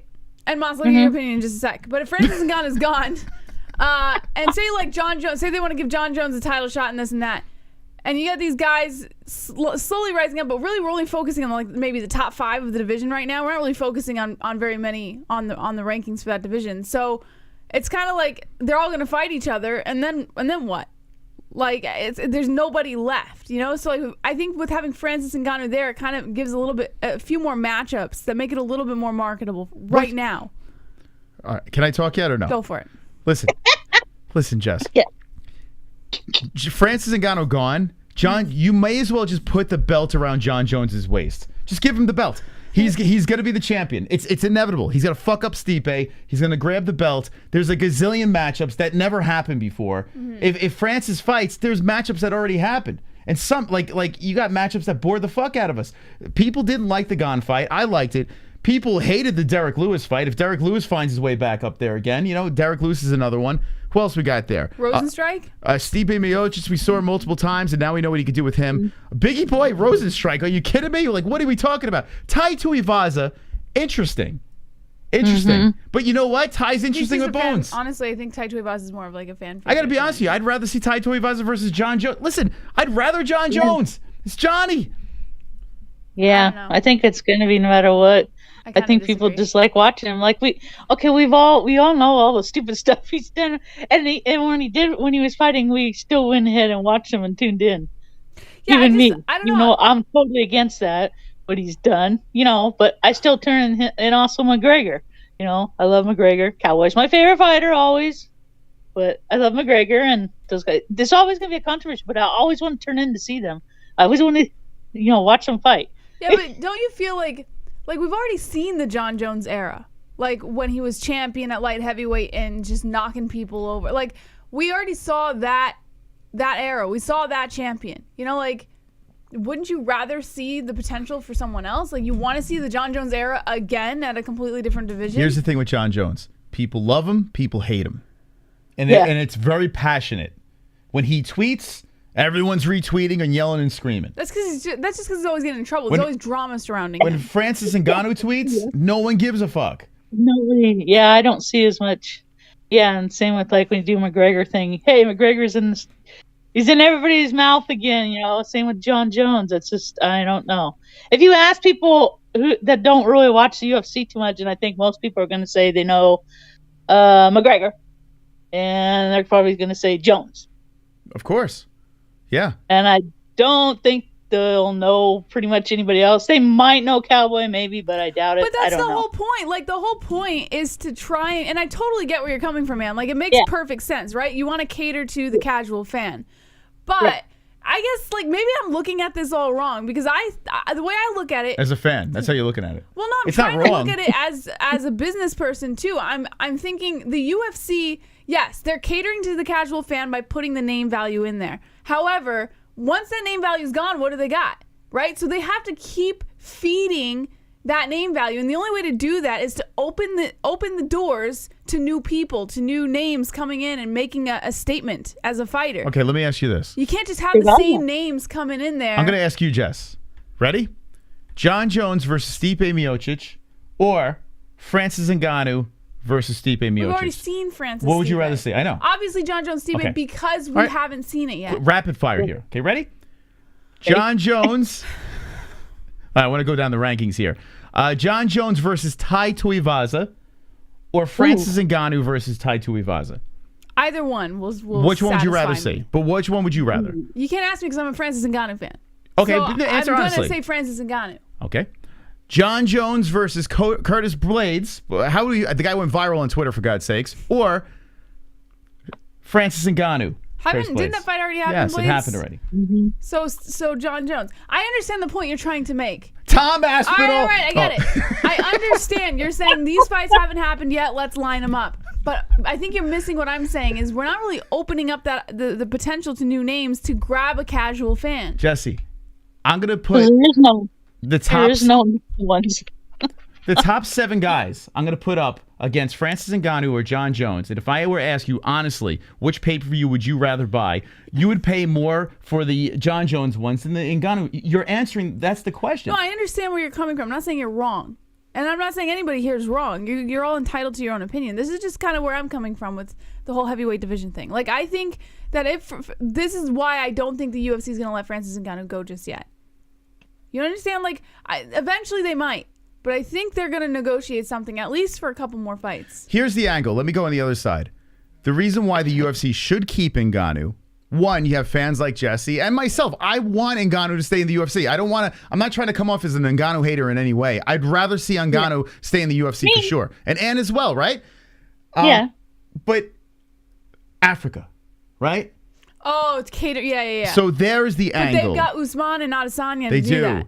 But think about this. If they're ever looking to bring the party to Africa, which I don't think they are, because are the Africans going to spend top dollar for like a giant event? Like, you do have the rich people over there, but all in all, you're going to fill Africa's not just like a lot of poor people. You think it's just like Listen, I all saw the desolate documentaries. land. It's a and- mess. It's You got kings. No. You got kings and no middle class, must. They and you have got fucking classes. peons. You got fucking My people God. in mud, and then you have fucking kings. No. That's it. There's You just have a actual couple of kings there. classes in Africa, Moss. But that's beside the point. That's the only- I do see the UFC eventually leading the way to Africa for sure. I do see that happening. But that's the only argument you would have is, yes, you have the African kings. You have Usman, Adesanya, Ngannou. You put them all in the same card. You could market the shit out of that. That 3-piece is beautiful. That's where the UFC I could see sticks with it. That's the argument you need, Jess. Stick with that one. That will work. Why are your hands so clammy? Because the fucking caffeine's kicking in. I'm about to fucking kick my head across the room. Are you having regular coffee? No, I had. What is in this? What is it? This. I'm getting like energy drink because you're I'm getting going the like a shakes. million miles an hour, like this. I'm getting the shakes from this. I'm sweating from this, man. Powerade. I went from exhausted. Powerade? That whatever you had in the back of the fucking fridge, I put it in me, and it's like fucking. Oh, I'm like ejected. I don't even know what to do. So I only drink a quarter of these. Well, let me tell you, Jess, I have gone from sleep to fucking hyperdrive right now. Maybe don't finish it. All right, I won't finish it. Because But you're legit not going to sleep tonight. anyway, if you watch the first half of the show and this, forget it. It's a completely different person. Anyway, Ann, sorry. Let's Oh wrap my it up. God. What we got, Ann? So what do you think? Wrap this up in a bow. I think Francis is gonna fight Tyson for the money. Okay. That's what I think. There you go, Tyson I for was the not money. sure to say, but they're UFC. I don't know. I think they're not seeing that. I think they're just getting too picky now. You know, I don't want him to leave. That's for sure. But I can see his point if he does and he doesn't get the money, because I think he should get more money in the UFC, and he's not getting it. So if he gets it there for the fight, and if they want him back, hey, they'll have to pay him more money. If they don't, then I guess they'll go somewhere else to fight. And if he doesn't, he's got a lot of money. All right. There you go. Well, Ann, thank you, man. I appreciate you withstanding my caffeine extravaganza. Yeah, seriously though, don't finish that. That's not a good idea. Don't do that again. Don't do that again. All right. That's pretty good. That's how you sound it. You got to try it, Ann. You got to try this out. It's like the Fountain of Youth. I don't know what happened here, but I feel amazing. I don't do caffeine no more. Yeah, me neither. This is why I don't do it anymore. It's crazy. All right, Ann, thank you for the call. We appreciate it. All right. Love you much. Love you too. Love you, Jesse. Love you, Ann. That's Ann, the knitter. Man, I don't know what the hell happened. I'm telling you, I need toothpicks to keep my eyes open at the beginning of the stream. So I only drink a quarter of those when I'm drinking caffeine. You don't drink caffeine. So right now you're bouncing around like Bugs Bunny in the room right now when you're talking. Yeah. All I say, blah, blah, blah. In all seriousness, like just No, I'm kidding. maybe chill on the drink, because you're not gonna sleep tonight. Oh, trust me, I'm gonna crash from this. That should give me jitters after like three. I know. sips. I had some. I'm like, what? It was like, what is it? What is this? Tell them the people so if they want to kill themselves. I can't remember what it's called. It's like Under Armour. No, it's not Under Armour. Under Armour is a shirt brand. I think I'm drinking a shirt or something. I don't know what the hell I'm drinking, but I put a lot of ice in it to water it down, and I took a couple of sips of this thing, and I'm like, it's like a sports drink that is like pumped up on caffeine. Yeah, it's like it's like Caffeine electrolytes and just every bit of caffeine you could find in the universe. It's like a pre-workout. Like you take a pre-workout and just like, yeah, it's intense. Thank you, Pablo. People tuning in right now like, what the fuck? What's wrong with this guy? I think this is a really good conversation, though. And I understand your points, what you're saying about Ngannou. I kind of get, in a fan's perspective, because I want to see Francis in the UFC as well. I want to see him stay there. Yeah. I like the idea of the 3 African champs. I like the idea of just Francis being a big, scary human being. I like that Francis is wrestling now. I didn't hate the Gane fight. You're talking like this. Now I'm paying attention to you, and I'm seeing like. Well, I ramble even when I'm tired. If you look in the beginning, I ramble too. I always ramble. But yeah, I mean, he's fun. To me, Francis is a fun fighter. But for the casual fan, business perspective, John Jones in the shadows, about to come into heavyweight. I mean, everything points to them saying, "Hey, Francis, kick rocks, go fight Fury." Wonderful, wonderful. Hey, Acumen in the chat. Sonosi. Random thought, if John goes straight for intern/real belt if stripped. He talked about it. John versus Izzy if they don't have Francis to rely on. Thoughts? Wait, if John goes straight for interim or real belt if stripped, if Ngannou stripped is what you're saying? He talked about it, John versus Izzy if they don't have Francis to rely on. John versus Izzy? Yeah. I see what he's saying there. Wait, at heavyweight? Yeah, I see what he's saying. That's not happening. Okay. Israel Adesanya actually fought people at heavyweight. And kickboxing. Okay. 2, the history of him and John Jones going back and forth like they were going to fight each other. Do not Izzy's not going to be surprised to fight Jess. John. Do not be surprised if they dance again. If John Jones wins a fight at you heavyweight. You are delusional. Hold on a second. It is not impossible. I'm not saying it's a lock. It is entirely impossible. And let me tell you why. Oh, my God. Israel Adesanya figured out real quick what happens when he goes up and weight for one division in mixed martial arts. You guys are thinking, oh, he was in heavyweight, but he was kickboxing. This is a completely different sport for him. People are able to fucking wrestle. Izzy's not that stupid, man. He's not going to put himself in a situation where he knows very well he can get capitalized on. That's ridiculous. You are delusional if you think Izzy's going up to heavyweight. Let me ask you a question. If Izzy did his job and beat Blachowicz, what do you think was going to be next? I think he would have fought more at light heavy. What do you think was next? Not heavy. Who do you think was next? Anyone at light heavyweight. His name is John Bones Jones. It wouldn't have been John Jones. Yeah, 100%. Unless John Jones decided to move down to light heavy and fight him there, then yeah, I could see that. John Jones would have fought Adesanya. At what?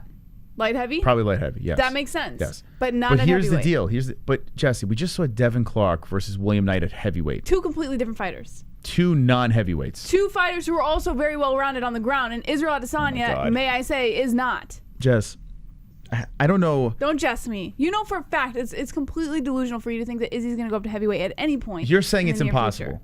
It is impossible for him to fight John Jones at heavyweight. If Izzy was gonna, okay, let me reword this so you can understand. If Izzy was to go to heavyweight, there's not many options right now that would make sense. There's not. He would be going up there to get murdered. If he goes up to fight John Jones, that's an option that could make sense because he was already ready to dance with that guy. You understand what I'm saying? At light heavyweight. I understand, but I'm saying he was already ready to dance with that guy. Okay, this is such a stupid conversation. You have to remember this. Izzy Adesanya, if you could find a way to pack on the pounds, the guy's got the height. He doesn't have the ground game. Okay, I understand that. This is a stupid conversation. This would never happen. Izzy would lose to John at light heavyweight. Hate to break it to you. Izzy would lose at heavyweight too. Okay, he will. He's not going to go up to heavyweight and just ask to be murdered. He will lose in light heavyweight. He will lose in heavyweight to John Jones. So 100%. Why are we even discussing this? Because Izzy wants to fight Jones. Like if John Jones, let me put it to you this way. He doesn't actually want to fight him. Why did he fight Blachowicz? I think he actually thought he could beat Blachowicz. Oh, he did. Yes. Okay. All right. Well, I think he thinks he could beat John Jones. I don't think he thinks he can beat John Jones. I think he's just talking because it's good marketing. It's good press, Moss. We are on the other side of the fence. I'm on one, you're on the other. And you let me know in the chat stay on that side because it's the wrong side. What do you think, chat room? We'll get to the next call over here. Keep calling in. I see some in queue. We'll catch you. Moss, you tweaking like you just got big ass hit of meth, bro. LMFAO. I feel like I just did a line of something. I'm getting like tingling in my fucking temple, for God's sakes. What? My lips are quivering. Thank you, Uncle Mark. I'm all coked out right now. 2 joints. You there? 2 joints. If you're calling in, guys, just hang in there. Keep calling in. I will take all your calls. He's muted. 2 joints. Unmute. Unmute. Answer me. Maybe he's on the toilet. Narcissists don't care about weight classes. Joey hit it on the head. Why do you think Conor McGregor's calling out? Oh God, I'm not going to go into this. This is so stupid. I'm not. Why do you think Conor McGregor's calling out? I don't care. I don't care. When we talk about Izzy, it's just how it is. All right, 2 joints. Sorry. Let's take the next one. Call back. Okay, all right. Here, we'll call this one back. Your favorite. Call us up in the Discord, friends. Hello, Kevin, you there? It says he's talking. Oh, wait. No, it doesn't. Mr. Johnny. Hey, Kevin, how you doing? Oh, you like that boxing fight? Oh, it was so amazing. Francis Ngannou needs to stay away from Tyson Fury. Okay? He's going to get destroyed. That's just, he's got to go. He's going to gas out. He's going to get destroyed. I don't know what he's thinking. Trying to just get a quick payday. He should go there and try to defend his belt at the UFC instead of just ruining his legacy, taking an ass whooping for a paycheck. It would not be a good look. What do you think? You think they just give him the money and leave, or what? My thoughts are this. I think that a novelty modified rule fight is most likely going to happen. I think that's what's going to happen. It makes it more interesting to both sides. But I think the UFC is going to let him go. I think they're going to say, okay, man, this is our chance to get rid of you. I think the UFC is going to part ways because if he gets smashed by Tyson Fury, you know, it happened with Conor with Mayweather. You know, it brought some eyes and whatever. But it wasn't a good look for them. Now you're going to send the baddest man on the UFC roster out there to get smoked by Tyson Fury. I mean, you're going to make money, but it's like selling your soul. If you have a chance to get him go, let him go. Just go for it. I think that's what they're going to do. Another thing with Tyson Fury is he needs to unify that belt with Usyk and Joshua. And he's already talking about retirement. That's bullshit. He should be unifying. Saying, oh, I'm retired, but no, I'm not retired because I'm going to come out of retirement and fight Francis. That dude is such a wild card. But let's talk about the real story of the weekend. Bilal Muhammad. Actually, I didn't get a chance to talk to you about it. Holy shit, that dude. Running away, circling, dives in for a takedown. It's just, I can't believe people were praising it before. Oh, great performance. He looked good. Like, I used to be totally on the wrestler side. Like, oh, everything the wrestler did, you got to do what you got to do. But But at some point, these dudes are it's just overkill. I know you want to win. That's the most important thing, but you can't be running around the ring, avoiding action, and dive in on someone's legs, hold them down for a round, and I won. Look, I won. At some point, you got to mix it up because this shit's getting ridiculous. What's your thoughts on that? Well, we put a tweet out today. My thoughts are Johnny Depp falling asleep in the courtroom. I'm not the biggest Bilal fan. I give him credit for beating Luque. He did what he had to do to get the win, but I'm not on the Bilal train, man. I'm good. I don't know. Maybe Jesse's more into him, but I'm good. Jesse, what do you think about Bilal? I could care less. Yeah, Jesse's not on the train. This was even the Sterling thing. I'm even talking about the Sterling thing. His title fight, where he did just the bare minimum, hang on to him for 2 rounds, and the last 2 rounds, run around, squeak out a decision. It's just, Joe Silva said they're sport killers. He said wrestlers are sport killers, and now I'm seeing where they're coming from. Now I'm seeing where he's coming from, because before it's like, this is a sport. This is a sport. But at some point, it's entertainment too, and these dudes got to put it more on the line. This is a change of heart coming from you. I mean, you're big. It's a change of heart. Yeah, what's going on here? It's a change of heart, man. Because I like the dudes that come for, like Colby Covington. What's he do? He comes forward, he brings the pressure, he brings the pace. I like that. I can respect that. Guys are going there and they're imposing your will. But this whole running around like how Bilal did, circling his back against the cage, forcing the guy to come forward because you don't want to fight. You're avoiding the action. Then when he does come forward, you dive in for a takedown real quick. That's the shit I don't like. What I do like is when the wrestlers, he's just pushing forward, nose to the grindstone. I can respect that, but this little pussy shit that they're doing, running around, that's what I don't like. And I don't blame people for hating on them when they pull that shit. Okay, fair enough. But as far as UFC, that's pretty much it. We ain't got nothing coming up, huh? Yeah, we got fights this weekend. Actually, we got a pretty good one. I mean, it's not like superstars going at it, but we do have Rob Font coming back against Marlon Vera. It's a good fight. Cheeto. That's right. I think it's going to be a really good scrap. No way this is going to suck. It's about time this dude gets a push, Cheeto. He went in there, took O'Malley's hype. They didn't do nothing for him. This dude should be getting a push after destroying the hype job of O'Malley. We'll see what he does this weekend. See if he can make a run for a title shot. But I'll leave you to it. All right. Yeah. Thank you for that. Jess, what do you think about that fart? His ending. What do you think? I don't know. 2 joints, you there? Are you in a laundry room or what?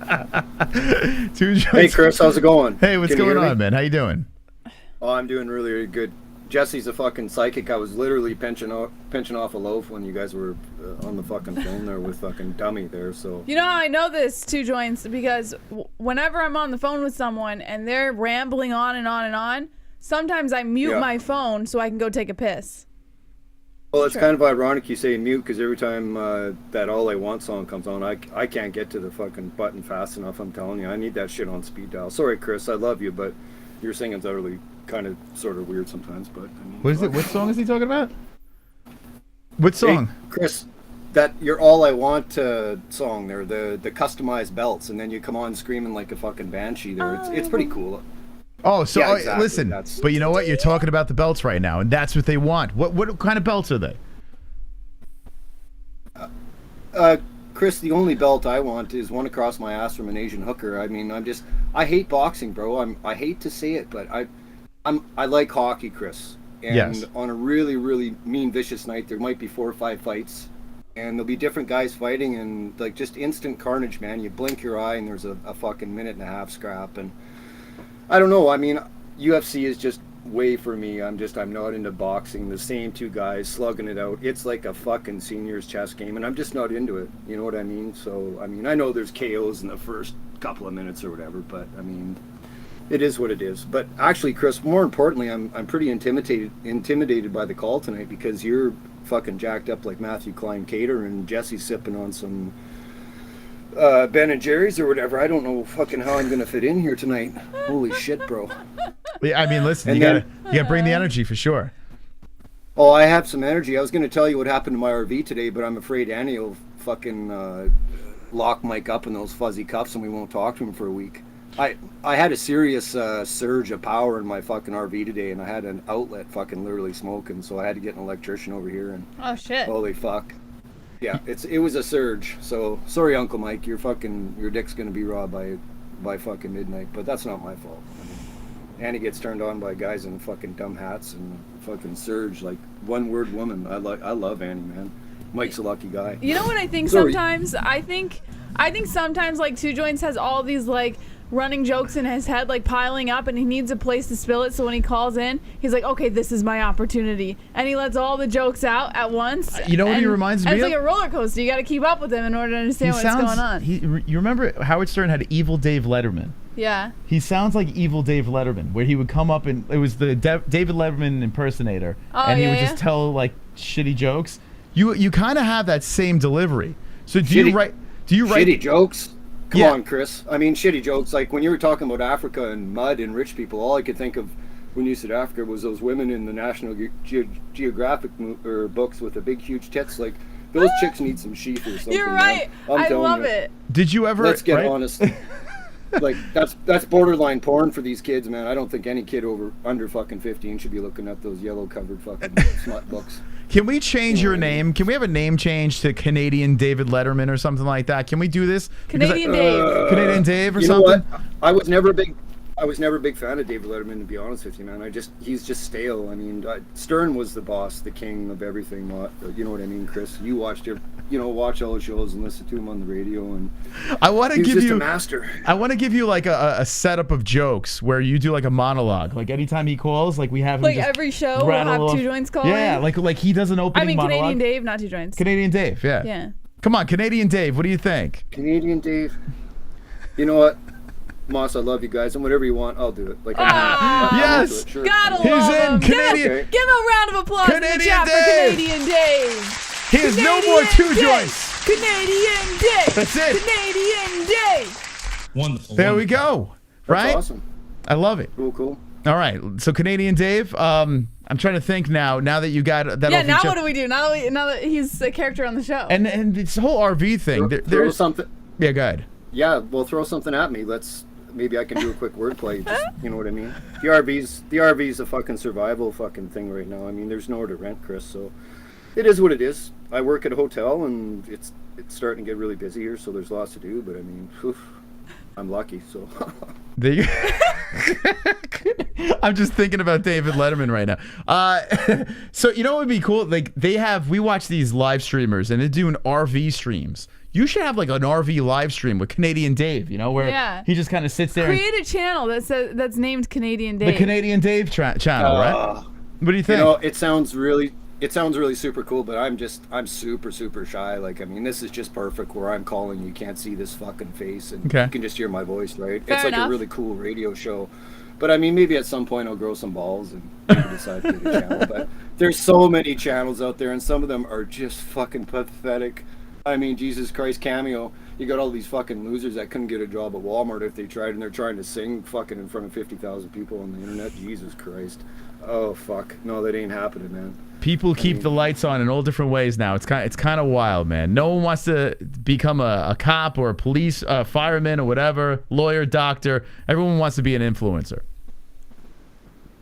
I guess some people want to be leaders or leaders and stuff like that. I'd just rather be a follower. Like, I just follow you guys and maybe one or two other channels, and then I just pack it in. Like, life's too short to really get saturated with fucking a million channels, like Hockey Night in Canada, you guys, and then that's pretty much about it. Some buffet channels, and I'm set. You need like a top 10 list. You know what I'm thinking about it? You need a top 10. Yeah, like every time you call in, like Canadian Dave's top 10, because David Letterman had a top 10 list. We could have Canadian Dave's top 10, where you just give a top 10 of anything. It could be anything. It could be marijuana. It could be fucking women.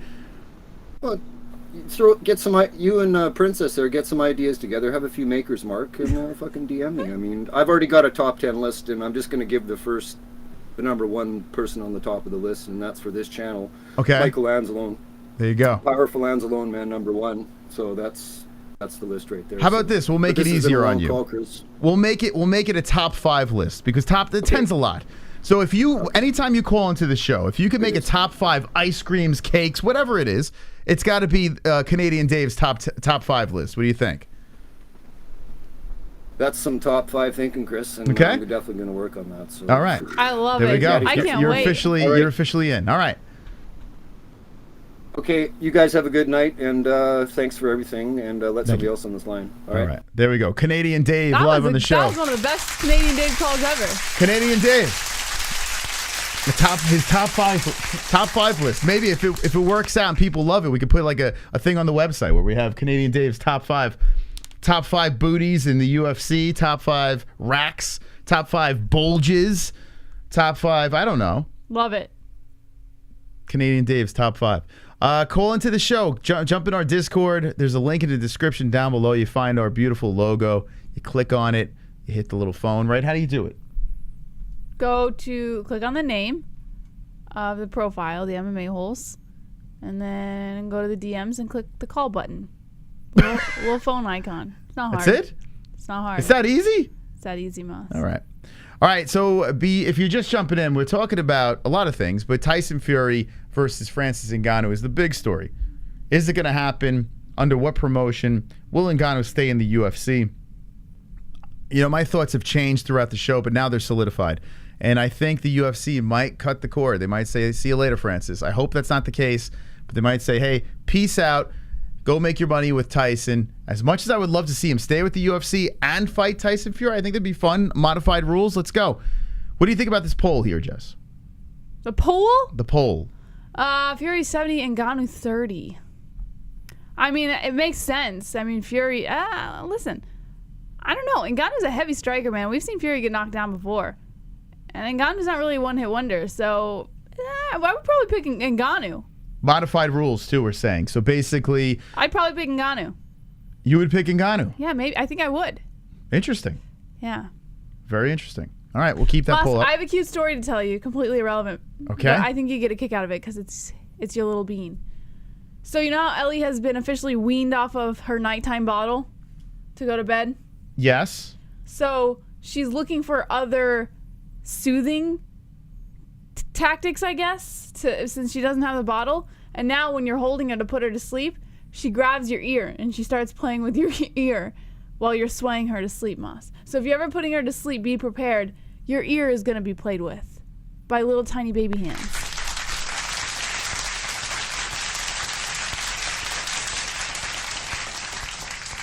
Thank you. You're welcome. I'm looking forward to that. We got some new people jumping into the Discord. I think we got like 190. We have 190 Discord people. Like, what the hell? Like, it was just like a goofy thing, and now we're padding it up, and people are jumping in there. We're going to add some more stuff with the Discord, but if you want to call the show, jump in the Discord. And with the Discord, the reason why we're using it is so people from all over the world can call. Not only people in the U.S., but people from everywhere can call in. And I like that. I want to talk to people from all around the world. So give us a ring. We'd love to know your thoughts on the UFC that happened, what's happening this Saturday, Bellator with Cyborg. We got the Francis Ngannou versus Tyson Fury fight. All right, this fight is this weekend, Font versus Vera, and I'm looking forward to it. I actually like this. This is a good main event. Don't think it's going to suck. Looking at other stuff, you got Touchy Feely back, Collier versus Arlovsky. Man, Andre, co-main event. Elkins versus Connolly. Oof. The Damage is back. Mearshart versus Yoko. That's a good one right there. So Romanov got moved and Chase moved to this fight. Okay. So Chase's beating gets postponed to this Saturday. Let's see. Linez versus Green. Breeden versus Levy. What? She's still in the UFC? Mizani's still there? I didn't know that. 33 years of age, and she's still hanging with the UFC. What? How? Okay. And Tyra versus Candelario. Okay. So some new faces, old faces. Here we go. This is next weekend, so we'll be live for this. Super chat. What up, Jay Miller with the super chat? What would the modified rules be? Okay, so if you're just jumping in, let's go with this. Either 4 or 6 ounce gloves, okay? You can fight in the clinch. You know, you're not getting separated, so you can basically clinch up and do some work in the clinch. You just got to stay active. That's pretty much about it. You know, there's not going to be any knees or takedowns or kicks or any of that stuff. But you'll have the smaller gloves and you'll be able to do some work. So basically, the rules like Triller, how Triller did their whole triangular shapes ring situation. Go with that. Now, me personally, I love MMA rules, but modified rules so it can kind of give some, you know, something to Francis Ngannou instead of being a complete slaughter by Fury. And Fury's got to have an army on his back. No, I'm kidding. All right, Jess, what kind of stories we got here? My computer died, so I can't. I mean, you're going to have to scroll through on here. Okay. Well, plug it in. I don't have the charger. I don't know where the fuck it is. I can't find it. You put it downstairs, remember? I didn't put it downstairs. I picked up the charger on the table, and I said, this is the charger to the other one. Remember, I was like, you put it on the kitchen table downstairs. Who cares? Can you just go to Discord? You need some of my caffeine. All right, here we go. Discord. That's definitely not what I need. No, you need it. You need it. Caffeine is the last thing. Don't be scared, homie. Give us a ring. Wait, we got another call coming in. Let's see what we got here. Drunk Savage. How you doing, bud? Yo. Yo, what's going on? Oh, I'll save you on the stories. So first, did you hear, what's his name? Ronda's boy, Shabazian left Coach Edmond, and I forget what gym he went to, but he's also signed with Ali. Really? So he's with Ali. So I'm curious what gym he's at. Let me see if they have it on Topology. Edmond Shabazian. No, I didn't hear about that. Edmond. That's interesting. He's still pretty young. I like that. I like the fact that he's willing to switch things up because, boy, oh boy, it's been a tough run for him. He's only 24 years old. It says Glendale Fight Club. So was that, I don't know, was that Edmonds out of California? I don't remember. Yeah, that was the old, Ronda's old gym. That is, okay. So, yeah.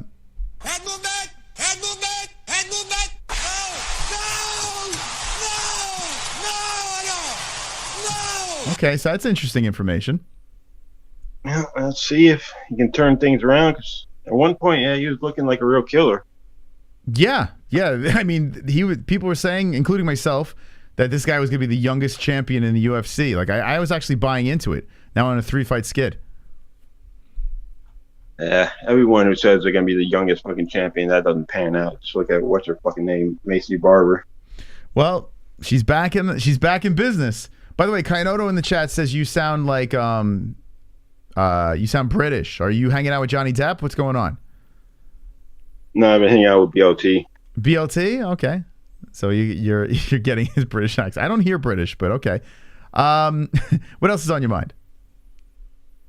As far as the whole Francis and Fury thing, I don't know how people think Ngannou is going to fucking beat him. I mean, he's got that fucking power, but when you really look at him, I mean, maybe he's good with MMA striking, but as far as real striking goes, he's kind of sloppy. I mean, a lot of time he just flails a lot and just tries to hit that lucky punch. Well, I'm not it.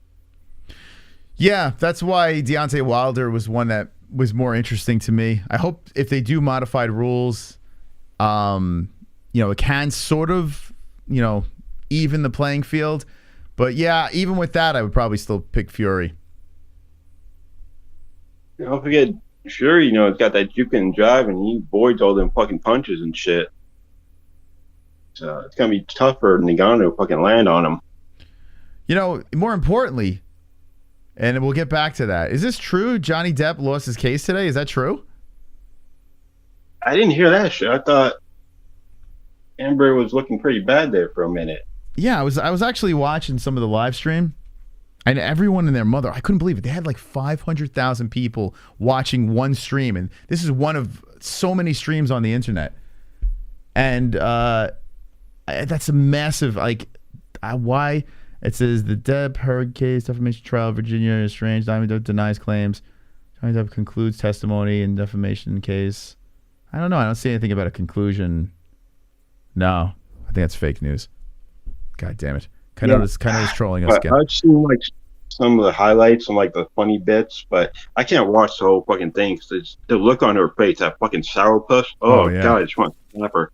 Yeah, I'm with you. She's actually pretty fucking hot, and she doesn't look like that anymore. I don't know if it's because of all the stories that came out, her shitting on the bed and stuff, but she don't look as hot as she used to. I don't know what happened.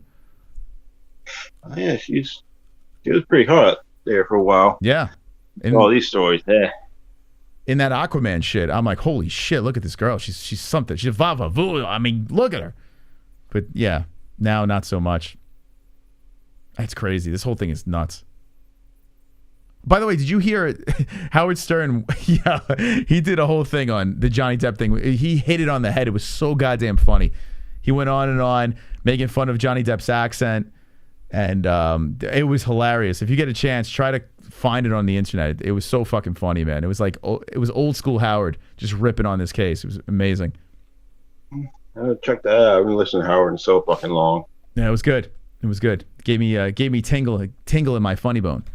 All right, so back to the Francis situation. So you're saying Tyson Fury, no matter what, he's going to get the job done, right?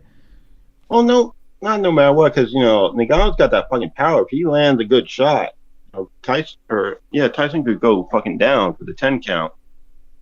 He's got that fucking power, man. Can't deny that. But as far as pure striking skill goes, Tyson beats him 9 times out of 10, I believe. Mm-hmm. Yeah. And what do you think about the future of Francis in the UFC? Does he stay or go? Well, they got to either pay him more or give him more opportunities. Because he's like, I'm not going to re-sign it. They're not going to give me like the opportunity to go to boxing. And Bellator will jump on that shit. Like, yeah, come over here. We'll let you box. Sure. Sorry, I'm taking a sip of water. I thought you were going to go longer with that one.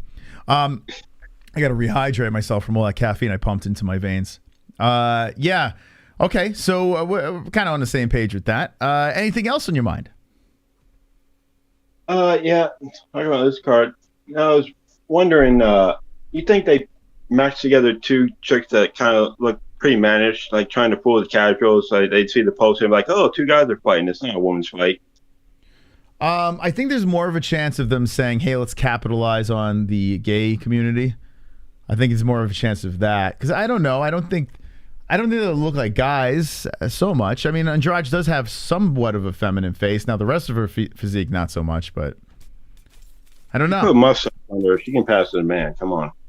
I mean, if you chop her head off. But I mean, I don't know. And the other one looks like a dyke Holly Berry. So it just looks like a, scissor fest between, just, 2 girls that love the clam. I think. Yeah. But what was his name? The guy who beat Clay Guida. Watch that fucking guy. Oh man, he looks good. Yeah, that guy is fun.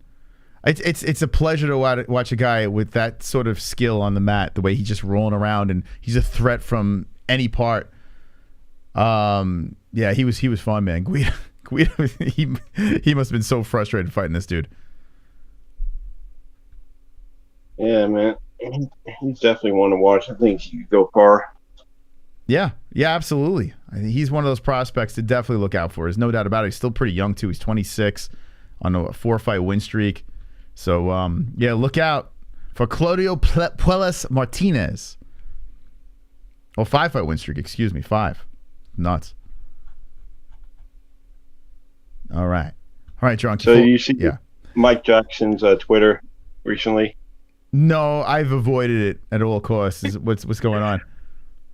Yeah, Dean Barry gave a quote like, "Oh, Mike Jackson won out of that fight. That's why he fucking bitched about all the cheating and shit." And then Mike Jackson brought up the white fragility again. No. So he's sucking this guy up. He's sucking this guy off. Oh my God, the whole way. Hold on a second. I got to see this. What's his name? What's his name on Twitter again? The Truth or something? Or what the fuck's this guy's name? Yeah, Mike Jackson Esquire. Mike Jack. That's his handle?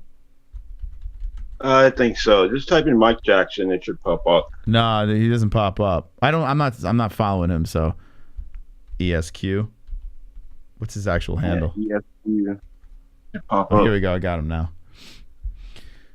So he went there. Okay, let's see. I fucking can't stand this guy. He's the one guy I can't stand on the UFC. I don't even consider him on the UFC roster. He's like the guy that they pull off the fucking street. Let's see. Where is he? So where is this tweet? Scroll down because he like quoted. It was a quote treat. He quoted like MMA fighting. He quoted MMA fighting. Here we go. So MMA fighting says, let's see. Dean Barry feels Mike Jackson took the easy way out in their fight that ended with Barry being disqualified. And then he puts, I tried to give that fucker the benefit of the doubt. Then that white fragility kicked in. Oh, my God. Dean Barry is a dirty fighter, period. He didn't want to fight. He thought he could use dirty tricks to force him win his bed. Take your broke ass back to Ireland. Okay, so like I was saying before, how ARIEL Helwani was sucking off Mike Jackson. ARIEL can't live under this rock. I mean, I'm pretty sure ARIEL knows what's going on with the racist bullshit that this guy. All he had to do was leave out the fucking white fragility thing, and he would have fucking had a zinger and would have been great. But he has to always crowbar race. Like he's such a piece of shit. He really is. Like, this guy is a complete piece of fucking shit. He's not wrong. Dean Barry fought dirty. He's not wrong about that in any way. But he has to fucking throw, it's like he's the voice. He's the voice of fucking black hate. Mike was losing that fight. He was looking for any way to get out. Yeah. Barry's a fucking bum. Let's be honest. Like, the guy, I mean, that was horrible. Wow, his account doesn't exist? Dean Barry. No, he deleted it. What? Yeah. Yes, he got trolled. Dean Barry deleted his account. Come on. Maybe he is a white fragile. Maybe he's... Maybe he does have white fragility. I mean, he just headed for the hills. What could they have said? Do you think it was a race thing? People fucking started jumping in on him or something? Like, why would he delete his account? Probably like, how the fuck could you lose that guy? Just embarrassment? Yeah. Oh, here we go. Yeah, here's a follow-up. I guess I'd delete my Twitter, too, if I was a... What's it, Sucio boy? What the fuck does that even mean? Jess, what does that mean? No clue. SUCIO boy who did some blatantly wild illegal shit, then said my name, opponent quit. You have to Google that in like the Urban Dictionary. I have no idea what that means. Wow, people are paying attention to this clown. I can't believe we're doing it right now. You're always doing it. Oh my God. Well, drunk dragged me into it. It's his fault. Well, someone else you reminded such me. Such a piece of shit. Fault. He's such a cunt. He really is. If he's such, yeah, I know. Snow's worse. He should come on the show. If he's such a tough guy, like, I understand he got into a UFC cage, so he's definitely tougher than me there. But if he's gonna run his mouth like this, come on the show, and let's get it out. Let's put up your dukes, baby. Let's hear. Should we slip into his DMs and get him on? What do you think? No, I just thought of. No, it'd be perfect opponent for him, Matthew Klein Cater. That would be amazing. Yeah, that's who Matthew should be calling out. That's the guy. But that would be so fucking perfect. But I understand why he won't. When you're dealing with race, you got to be careful, man. You got to be really careful. You don't want to jump down that rabbit hole. That's why the guy drives me nuts, because it's just like he's using, like, racism is serious. It's a serious thing. And he's using it as a fucking tool. Like, it's just like, it's crazy, man. Anyway, let's move on. We can't talk about this guy. I think Cater could call him out the right way without using race or anything like that. So you just make him look like an idiot when he brought it up. Yeah. Yeah. You got to DM him about that shit. Yeah, I can't even talk about this guy anymore. He's just nauseating. His face is nauseating. His tattoos, his fucking stupidity on Twitter. He's just a moron. Bless you, Jesse. Thank you. And if he wasn't such a pussy and would come on the show, like, we invited him on the show, and he ran his mouth saying he wouldn't come on this racist show. Okay. Yeah, we're running around saying fucking, horrible things about ethnicities. Okay. All right there, Mr. Pokies. Yeah, off topic of MMA, shout out to Elon Musk who bought Twitter today. Yeah, I mean, that's a good move. That's a power move by Elon. Do you think he lets Trump back in the mix or what? I'm hearing that Trump doesn't even want to come back on. So. All right. Well, he's making Twitter interesting. That's for sure. Oh yeah, I'm just gonna sit back this week with some popcorn and watch the chaos. Oh, it will be chaos for sure. I mean, Elon Musk he's something else. That guy he's out of this world. Rumor has it he nailed Amber Heard. Who is Amber Heard? Is that the Johnny Depp? Oh, it's the Johnny Depp girl? wife. Oh, I forgot what she was already. What? He banged her? How did that happen? There's no way. That's the fucking rumor. What? Where are you getting this from? This was something old, like they were spotted together or some shit. I don't know. It's a while back. I don't know, man. I don't know how that works. I mean, I guess money talks, but I don't know. What's his name? Elon Musk. Let's see. I can't believe I'm looking this up. Amber Heard baby. What? Elon Musk, Amber Heard elevator. What the fuck?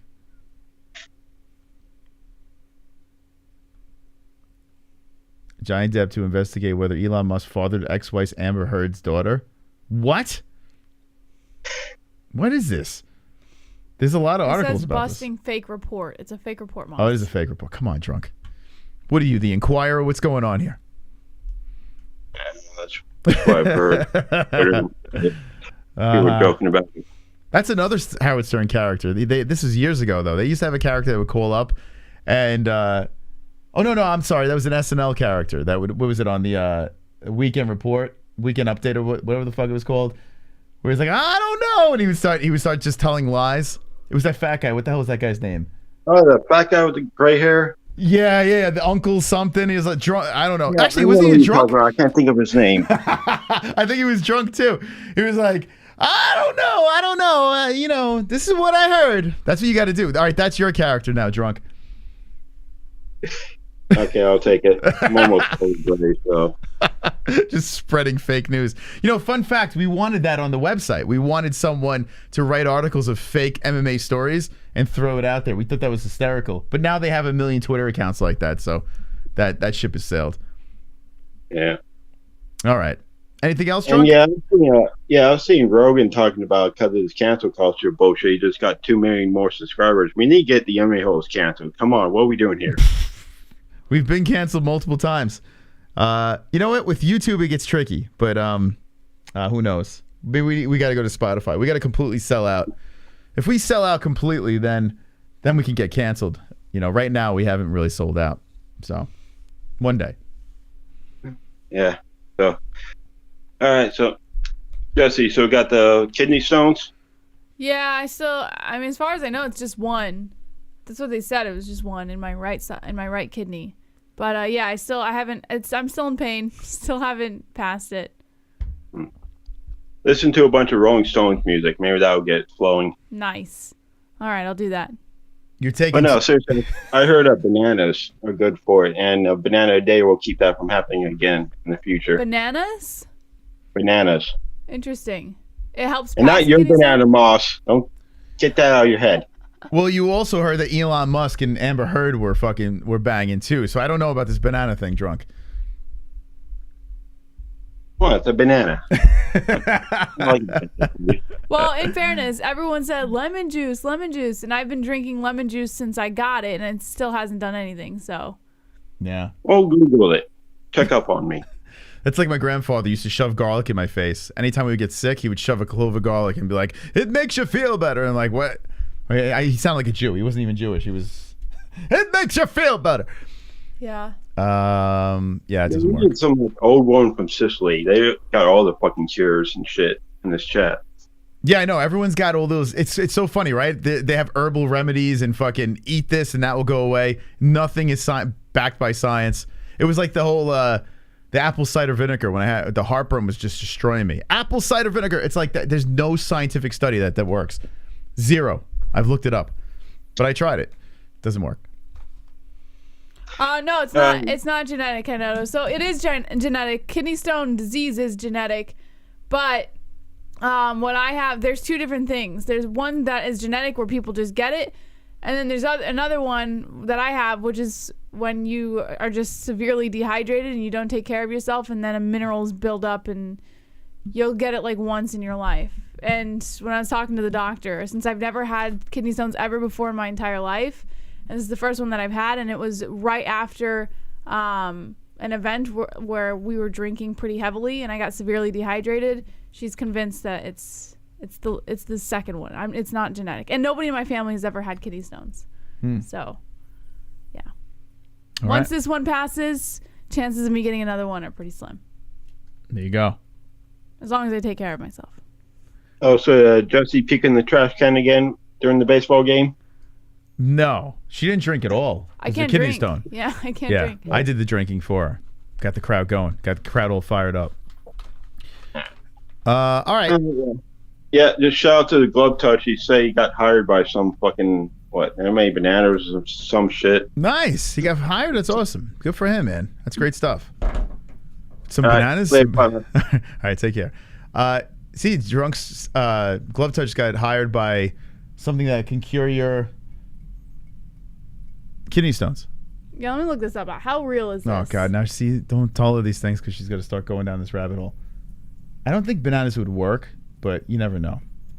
Eat bananas for kidney. You would think the doctor would just tell you if it was that simple. The doctor would be like, "Eat the fucking banana," and it goes away. Bananas may be a particularly helpful remedy against kidney stones, so they prevent them. Preventive. Okay. As they're rich in potassium, vitamin B6, and magnesium, and low in oxalates. Studies have shown that consuming a banana per day can help reduce the likelihood of developing a kidney problem. Okay, so that's maybe So, to prevent it. Yeah, preventative measures, but it doesn't help pass the kidney stone once you have it. Okay, so there you go. That's another drunk uncle thing. I don't know. You know, that's what I heard. I don't know. Well, he's right in the fact that it does. It is good for kidney health, but it doesn't help pass the stone once you already have it. Once the damage is done, you gotta. That's what we're looking for. The remedy when you have the kidney stone.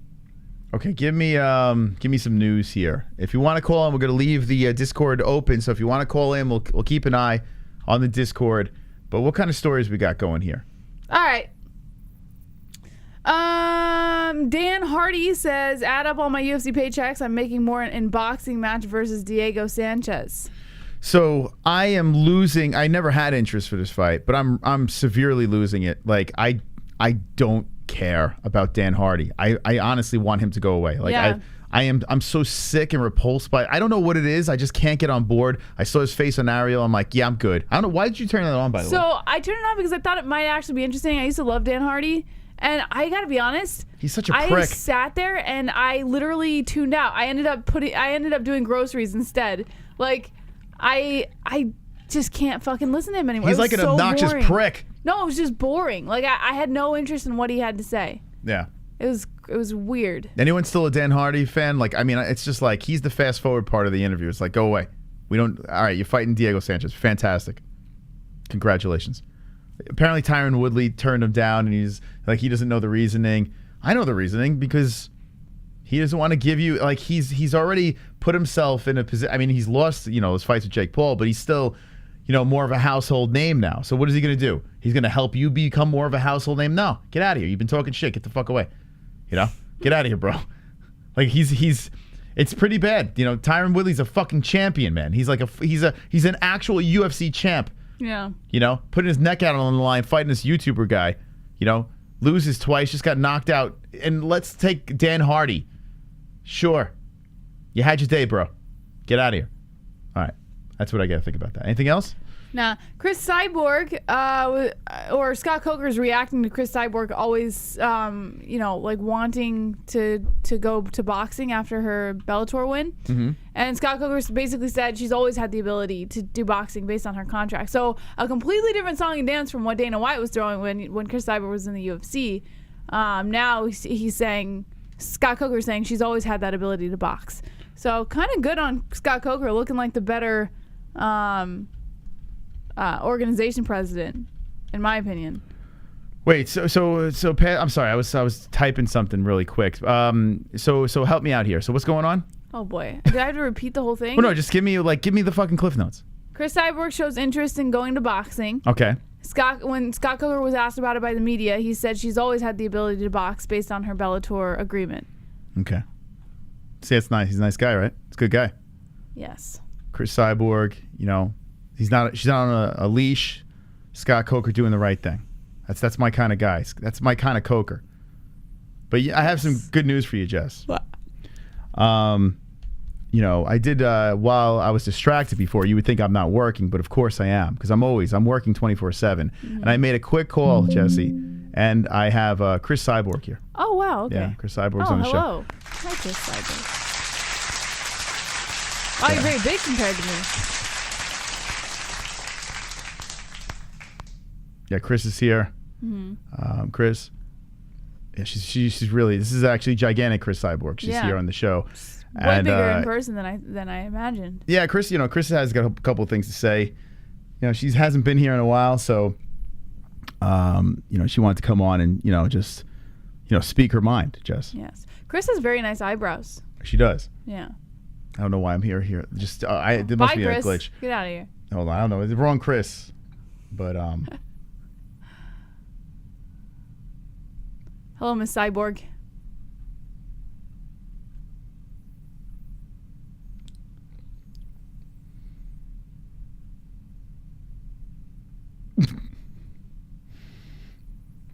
Hi.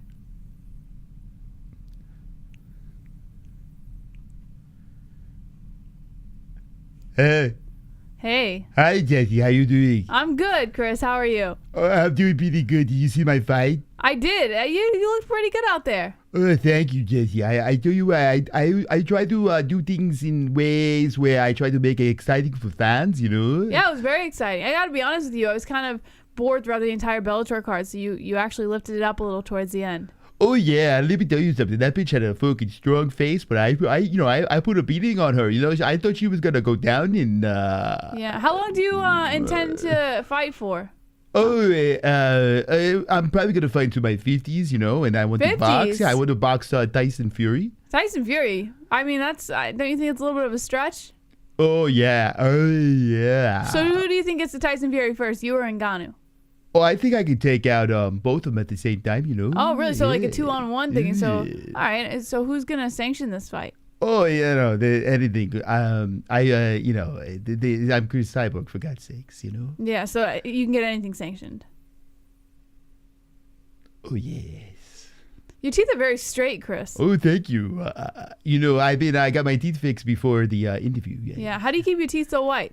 I just put some strips in here, And I tried not to get punched in the face too much, Have you ever had a tooth fall out or any of your teeth fake? Oh, no. Hey, blow me a kiss.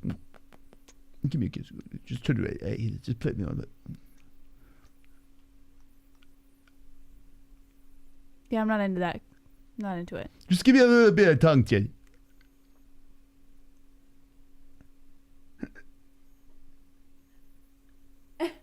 Very hard. That was nice.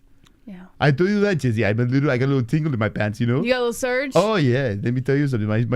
I got a little squirt. A little squirt? Yeah. You're 36 years old. You mean you got a little squirt? Oh yes. I'm still fertile as can be. Oh, don't you have a daughter? Oh yes. Can we talk about her for a minute? How old's your daughter? I don't know. You don't know how old your daughter is? No idea. What's her name? Little Cyborg. Little Cyborg. Yes. Your daughter's name is Little Cyborg. Little Cyborg, yeah, she's very pretty. Yeah. Okay. Can I get a little more tongue? Oh yeah. Okay.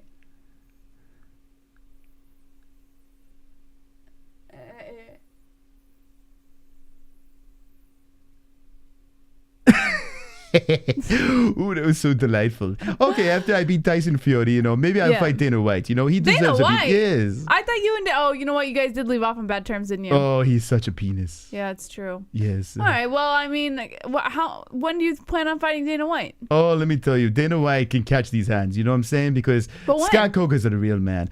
Yeah. So Scott Coker allowed you to have boxing in your Bellator agreement? Yes. All right, so why didn't you capitalize on that while you were fighting in Bellator? Why are you waiting until now to do it? Well, Jesse, I have a little announcement to make. What? I have a little secret to share on the show. Okay, let's hear it. I fucked Scott Coker. I knew it. I knew it.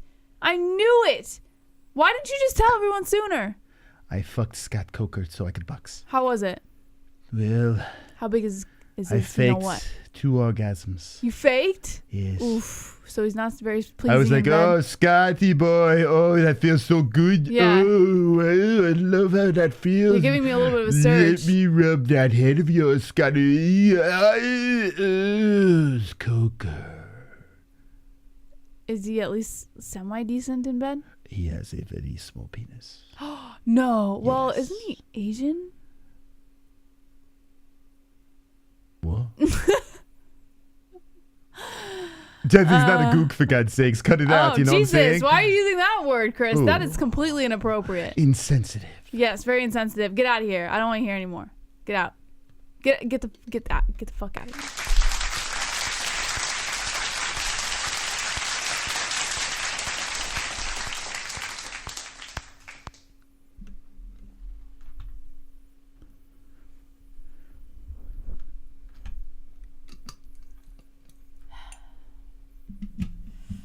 Paige Van Zandt seeks her first BKFC win on July 16th.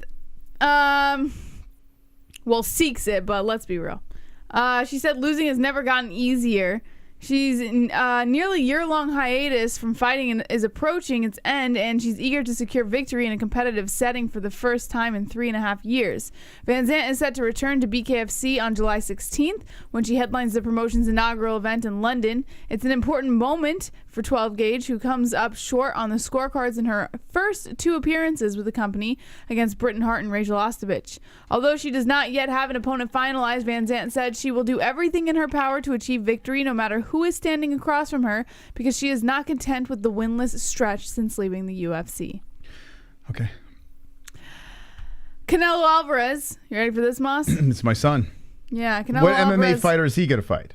He's focused on adding to his legacy, but not fighting Kamaru Usman. No? No. No? Thank God. He has made it well known that he plans to continue pursuing a boxing match against pound-for-pound great and multi-division boxing champion Canelo Alvarez. This was Kamaru Usman, by the way, for a crossover fight. Alvarez, meanwhile, still has no such interest. He spoke to TMZ. He said, says that he will never completely close the door on a potential fight against the current UFC champ. It's not on his radar at the moment. He said, never say no, but right now it's not in my future. Okay. Well, good for you, Canelo. You're a real man. You're not like these other guys trying to take out like MMA guys. You know, just fight boxing. You know, solidify your legacy over there. What you got to do? Beat up on these poor MMA guys, you know? Unless you're going to come over and fight in MMA. You know? That's it. Like, can imagine Canelo Alvarez inside a cage, 4-ounce gloves, MMA rules. I mean, that'd be freaking crazy. Yeah. My head would explode. But I like that. I like what Canelo's doing. You know, just do your thing, man. Yeah. Ben Rothwell explains his UFC release and why he signed with BKFC, saying, let's just say I'm a 6-figure fighter. So BKFC really amping the payments up for fighters who are coming out of the UFC. In fact, it's kind of making the UFC look like shit, because it seems the BKFC is paying these fighters more than what they were getting at the UFC. So 6 figures for Ben Rothwell heading into BKFC. Interesting. Yeah.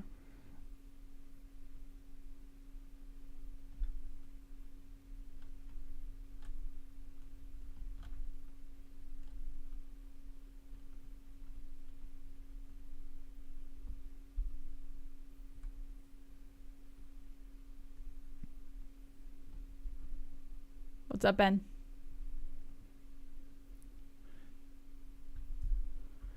I will do anything for love, but I won't do that. Hi, Jesse. Hi, Ben. How are you doing today? I'm all right. How are you doing? I'm doing well. Let me tell you, I'm going to be fighting bare knuckle. You know what I'm saying? Yeah, 6 figures, man. That's a lot of money. Oh, yes, it is. Who are you fighting? I think I'm going to fight Dave Feldman. You're going to fight Dave Feldman. Oh, yeah.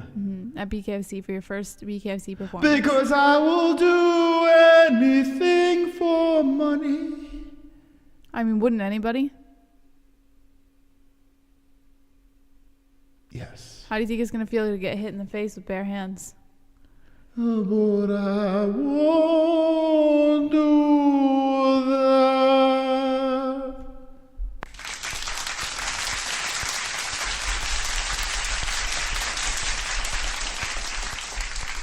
Henry Cejudo is targeting Sterling, Holloway, and Volkanovski as potential opponents for the UFC 2022 UFC return. So yes, Henry Cejudo still in the headlines, Moss, and he is seeking the gold. You like that fight? I don't give a shit about Henry Cejudo anymore. I tell you what, I don't mind it. I don't mind Henry versus Aljo. Aljo, Holloway, or Volkanovski. I don't mind him versus Volkanovski. Aljo, TJ, Holloway, or Volkanovski. I mean, he fought TJ already. I don't know. Like, it's kind of weird though. Like, you have that long break, and then you're gonna. I don't know why I was singing Meatloaf. I have no idea. Why was Ben Rothwell singing Meatloaf? I don't know. It's weird, right? Maybe he was just feeling the vibe. For some reason, I don't know. I'm kind of done with Henry, but at the same time, there's this weird thing in me that does want to see him come back. I don't know. I don't know what I want anymore with Henry, but I don't hate it. He is annoying, like when he does his shtick and he's running around with the Triple C stuff and he hasn't fought in forever, and it's just like, it's annoying. But if he does come back and fight, then I guess he could kind of rejuvenate that whole shtick again, you know? Especially if he wins. You know, if he comes in and just smashes Aljo, imagine he knocks out Aljo. Yeah. Like that'd be crazy. Would you like to see that? I don't care. All right, but you're not the biggest Aljo fan, so what do you think about Henry coming in there and say if he beats him? You know, little Henry. I don't care about either of them enough to like give a shit about what happens. Okay. All right, we'll move on. What about this? Why is it double story? Well, it's basically the same thing, but Sterling just responded in this one. Okay. So Sterling said, let's see, where is it? He said, LOL, and LOL. And then he followed that up with another tweet that said, if he wants to lose one of those C's, I'll gladly demote him. Let me know when you're serious, champ. I think the fight that makes more sense, though, is Volkanovski, you know? Because he really is not supposed to win that fight. You know? He's supposed to lose. So if he goes up there and loses to Volkanovski, it's not the end of the world. He's still, you know, the Triple C, still the Olympian, the double champ, the whole deal, you know? But if he goes in there and does take the L at bantamweight or flyweight or whatever, then it's kind of like, that wasn't smart. But if you're coming in to fight at 145 and you take out Volkanovski, or if you lose to Volkanovski, I feel like it's not as bad. Mm-hmm. So maybe Volkanovski's the fight I'd rather see. I don't know. I don't even give a shit. Like, what am I? I'm trying to pretend I care. I don't. We already discussed this. Francis Ngannou saying that re-signing with the UFC without an opportunity to box Tyson Fury is not an option. So we already kind of covered that. I don't know if you really want to go into that again. Why do you think Francis is looking at him like that? He loves him. It's like sexual tension? Yeah. Chael Sonnen names the fighter most likely to be the next double champ. Who do you think it is, Moss? The fighter to be next double champ. Let me think. In Chael Sonnen's opinion. Okay, hold on. Let me see. Next double champ. Oliveira could do it. He may or may not already have a belt. I think he has a belt already. May not. May not? There's your clue. Oh, okay. KHAMZAT. Wow. Yeah, easy. Very good, Moss. Chael Sonnen says... If it's no belt, KHAMZAT. I mean, it's like, yeah, it's brain surgery, right? KHAMZAT's going to beat Usman. He's going to beat Izzy. I've been saying this forever, Chael. Chael Sonnen Catch says up, bro. that KHAMZAT will likely be the next champ in the UFC. He kind of goes like, you know... Here's the thing, Jesse. But he says, I'm not ready to write off Adesanya. I know that he was the closest just because he got the opportunity, but I do think Chimaev's got some really hard work in front of him. But he's probably the guy, if you're going to give me one option, he's probably the guy most likely. Bro, you're late to the party. I've been saying this for fucking how many months? Maybe a year now I've been saying this. Like, what? When did he just said this? When? Today. Oh, come on, Chael. Come on, Chael. Get it together. I've been on this take for like a year. The article was written today. I don't know exactly when he said it. Come on, but the article was written Jesus today. Christ, Chael. Jesus Christ. I mean, I like it's like they got to play catch up. Everyone's got to play catch up with me. I say it, they steal it. Every time. Every time. People are unoriginal, Moss. I'm telling you, just because you have like fucking almost 1 million subscribers on your channel and you're Chael Sonnen doesn't mean you're mystic like me. You know what I'm saying? It's true. What's going on here? Charles Oliveira says Justin Gaethje is coming up with a lot of BS. He is. Yeah. Basically, Oliveira... Well, here, let me just give you the... By the way, I see the new people jumping into the Discord. Thank you for hopping in. You still have a chance to call. You got about 20 minutes. So you're going to spend the next 20 minutes probably on calls. Yeah. Call us up. I miss you. He basically said Justin Gaethje is coming up with a lot of bullshit. I think that's what he's trying to do to win the mind game, but that makes no difference to me. I learned that we have 2 ears to listen, but we also have to let it out. If he thinks he can beat me in a standing fight, he can try to mock me out. If he thinks he's a better wrestler than me, he can take me down too. Basically challenging him, I guess. Okay. This fight is right around the corner. Yeah. When is, was it 2 weeks? Exciting stuff. When is this fight? First week of May, I think. I believe it's the first week of May. I could be wrong. But I won't do that. Oh, but Taylor Serrano. I'll be sure to miss this one. I couldn't give 2 fucks. Bellator is when? Friday? Okay. So another Fuko. Oh, they're running this shit back? What a clusterfuck this was the first time. Oh, Bellator. Who else is on this? Oh, I'm doing predictions like a Stunati. All right, so LMPFL I think is Thursday, right? But I don't care. Oh shit, maybe I do. Wait, it's on Friday? Oh no, what's going on here? I'm gonna miss a can slaying. Oh, what are we doing? Harrison versus Maknatica. Who is this? Who the fuck is this broad? 6'2". Oh yeah, this is gonna work out well. Oh my god, what are we doing here? Come on. Kayla re-signs with the PFL, and they're just, oh my god. She's on a 2-fight win streak after a 2-loss streak. Let's see, Bellator and PFL. Claudia Zamora, who's 3-3. Okay. What else? Amanda Bell. Amanda Bell is 7-8. Yeah, good. This is great. Come on, what are we doing? And she lost to Janae Harding, who is 6-6. Also lost to Laya Jakoya, who is 8-5-0. Oh, hey, this is Jojua, who got cut from the UFC. Oh my god, a straight up can. No offense, Marina. I'm sure you're a nice young lady. Is that really happening? Is that the match that's happening? Like, is this? What are we doing? I guess so. So the 6th, right? So Bellator and PFL the same night, and they have Kayla Harrison versus... Oh, come on. What are we doing? I mean... That's what I said. Kayla, stay in the PFL. Stay there. That's the smartest move she could have made. I know she wanted to go to the UFC. She was trying to entertain, try to get in there, fight the best girls. No, stay here and just collect those checks, millies. You know? You got your sponsors, you got your millie bags. No problem. It's the best move. You'll be set up for life.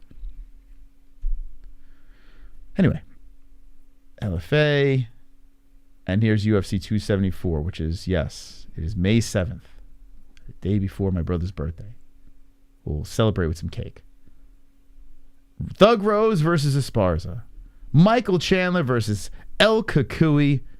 Wait, what the hell? Where's Sam Alvey's hat? Where the fuck is his hat? What's going on here?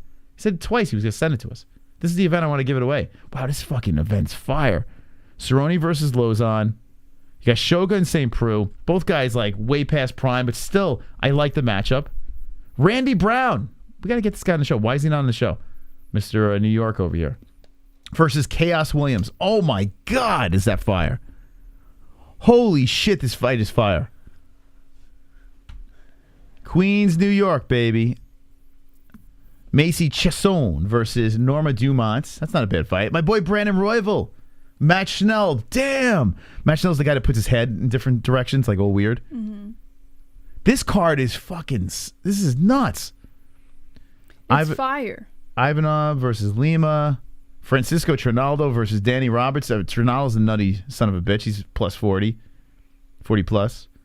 Tracy Cortez. Isn't this the girl that Ortega's boinking? Brian Ortega, T-City. Right? She's from AZ. That's T-City's girl. Rodriguez versus Vergara. Godinez, Lupita is on the card. Love this Mexican chick. Wow, dude, this card is so fucking good. Shit, man, it's in our backyard. We should be there. But, we have an obligation over here on the MMA-Holes to entertain with our fight reaction. This card is fire. This card's really, really good. such a well-balanced bar. I mean, Chandler versus Ferguson, you know where you're going to get there. But Oliveira versus Gaethje as the main event, that's fire. The thing is, you got the rematch with Namajunas and Esparza. Love this card. Absolutely love it. This is worth the money. Really worth the money. We haven't had a card this balanced in a long time, and it just gets better and better. The top three are just insane.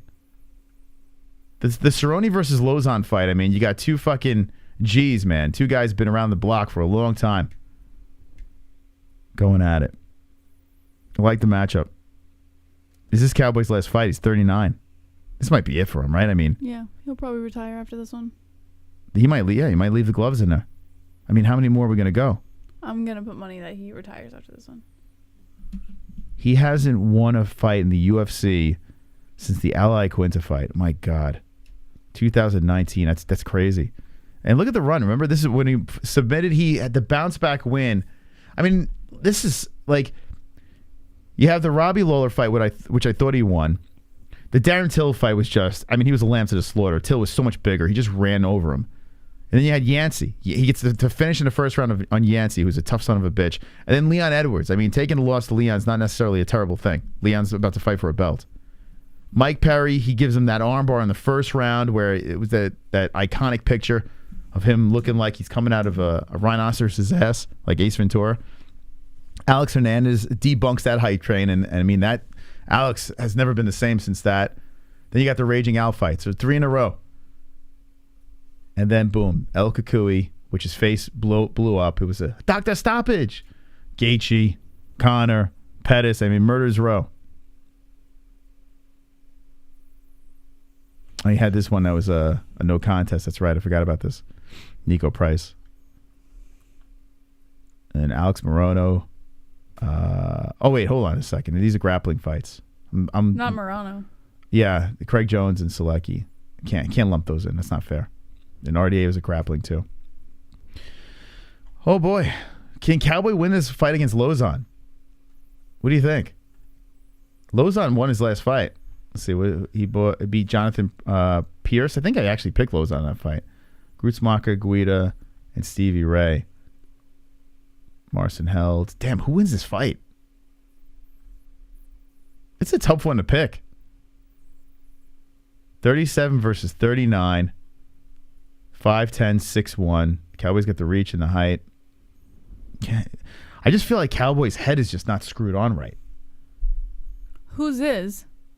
No, like he just seems like every time he gets in there, his mind is not in there. It's like he's not he can't channel into that old Cerrone. He's like, there's fear. Whereas Lozon, fear. You never get that. Like, you don't feel that. We know who Ann's picking. Joe's a legend, a Massachusetts legend. The guy's, he's got some good studs coming out of his gym, and he's been around the block. He's been doing it for a long time. But he did lose grappling to Dylan Danis, so he must lose this fight. He must be punished for that. All right, let's see what's going on in the chat. We have like 13 minutes to kill over here. If you'd like to call the show, jump into Discord. We have limited time. 13 minutes left in show, courtesy of Sonosi, the 1K King, extending the show. Joey wants that Bitcoin bonus. Cowboy's going to be a PFL commentator after retiring. PFL commentator. Not impossible. I don't know. They're taking those ex-UFC fighters. And H is pumped up for the return. She got to feel pretty good about that fight. I think he's got a shot. I don't know. I don't. Yeah, I think Lozon might win. I hope he doesn't. I kind of rooting for Cowboy. I want to at least see him come off with a W before he leaves. I think Cowboy's done. So you think he's going to lose to Joe? Yeah. And then I think he's going to throw in the gloves at the end of the fight. Okay. Sonosi, the one and only Mike Jackson fan. Yeah, I can't believe it. Sonosi has 2 parlays with Mike Jackson in it. Isn't that wild? 2 parlays with Mike Jackson. Wow, he must have been. I would be doing backflips if that happened. Yeah, so who wins, Cerrone or... I'm going to take this poll out. We'll just throw a quick poll. So, modified boxing rules, Tyson Fury wins. Okay, who wins this one? Let's throw this one in there. I'm curious what the chat says. Final poll of the evening. Who wins? And then we'll get out. Cowboy. Big thanks to everyone dropping by tonight, hitting the like button, dropping the donos, the whole deal. Cerrone and Lauzon. Joey Lauzon. I'm surprised we didn't have him on. We should have had him on. We have so many. We've dealt like in CES and stuff like that. We've kind of crossed paths so many times. Why didn't we have him on? I don't know. All right, so I got a poll in the chat. I'm curious what you guys think. Drunk Savage is going Lauzon. Bruce has got Cowboy. All right, I'll keep that in there. I gotta take a leak, Jess. You mind taking over? You for a literally second? have a couple minutes left. Got 10 minutes. What are you talking about? I can't hold it in that long. Take over. I got this caffeine I gotta get out. Please don't make noise. Drunk, you done it now. Nope, he will win and go out on top. Cowboys is Ann. Lauzon, sorry, Ann. Uh-oh, Drunk Savage getting on Ann's bad side. Why does this, So, for some reason, the poll, like, it doesn't close on its own. It's so annoying. Like, what if you just want to chat? It's kind of annoying, right? What would modified rules be? Oh, that was from J Mill earlier. Chris is going to be up all night. Nah, he'll be fine. I don't even think that he finished the drink, honestly. It's like, I can't remember the name. It's like a sports drink. And if you had like 3 cups of coffee in it, it's that much caffeine. It's got a lot of caffeine in it. And if you're really sensitive to caffeine, you're fucked. I remember the first time I tried it, I almost had a panic attack. It was like, so it was just a lot of caffeine, bro. Fook you guys, says Ann. My bookie has Moss playing Elden Ring nude later at plus 300. Yes. And dropping the angry faces in the chat. I think, here's the thing.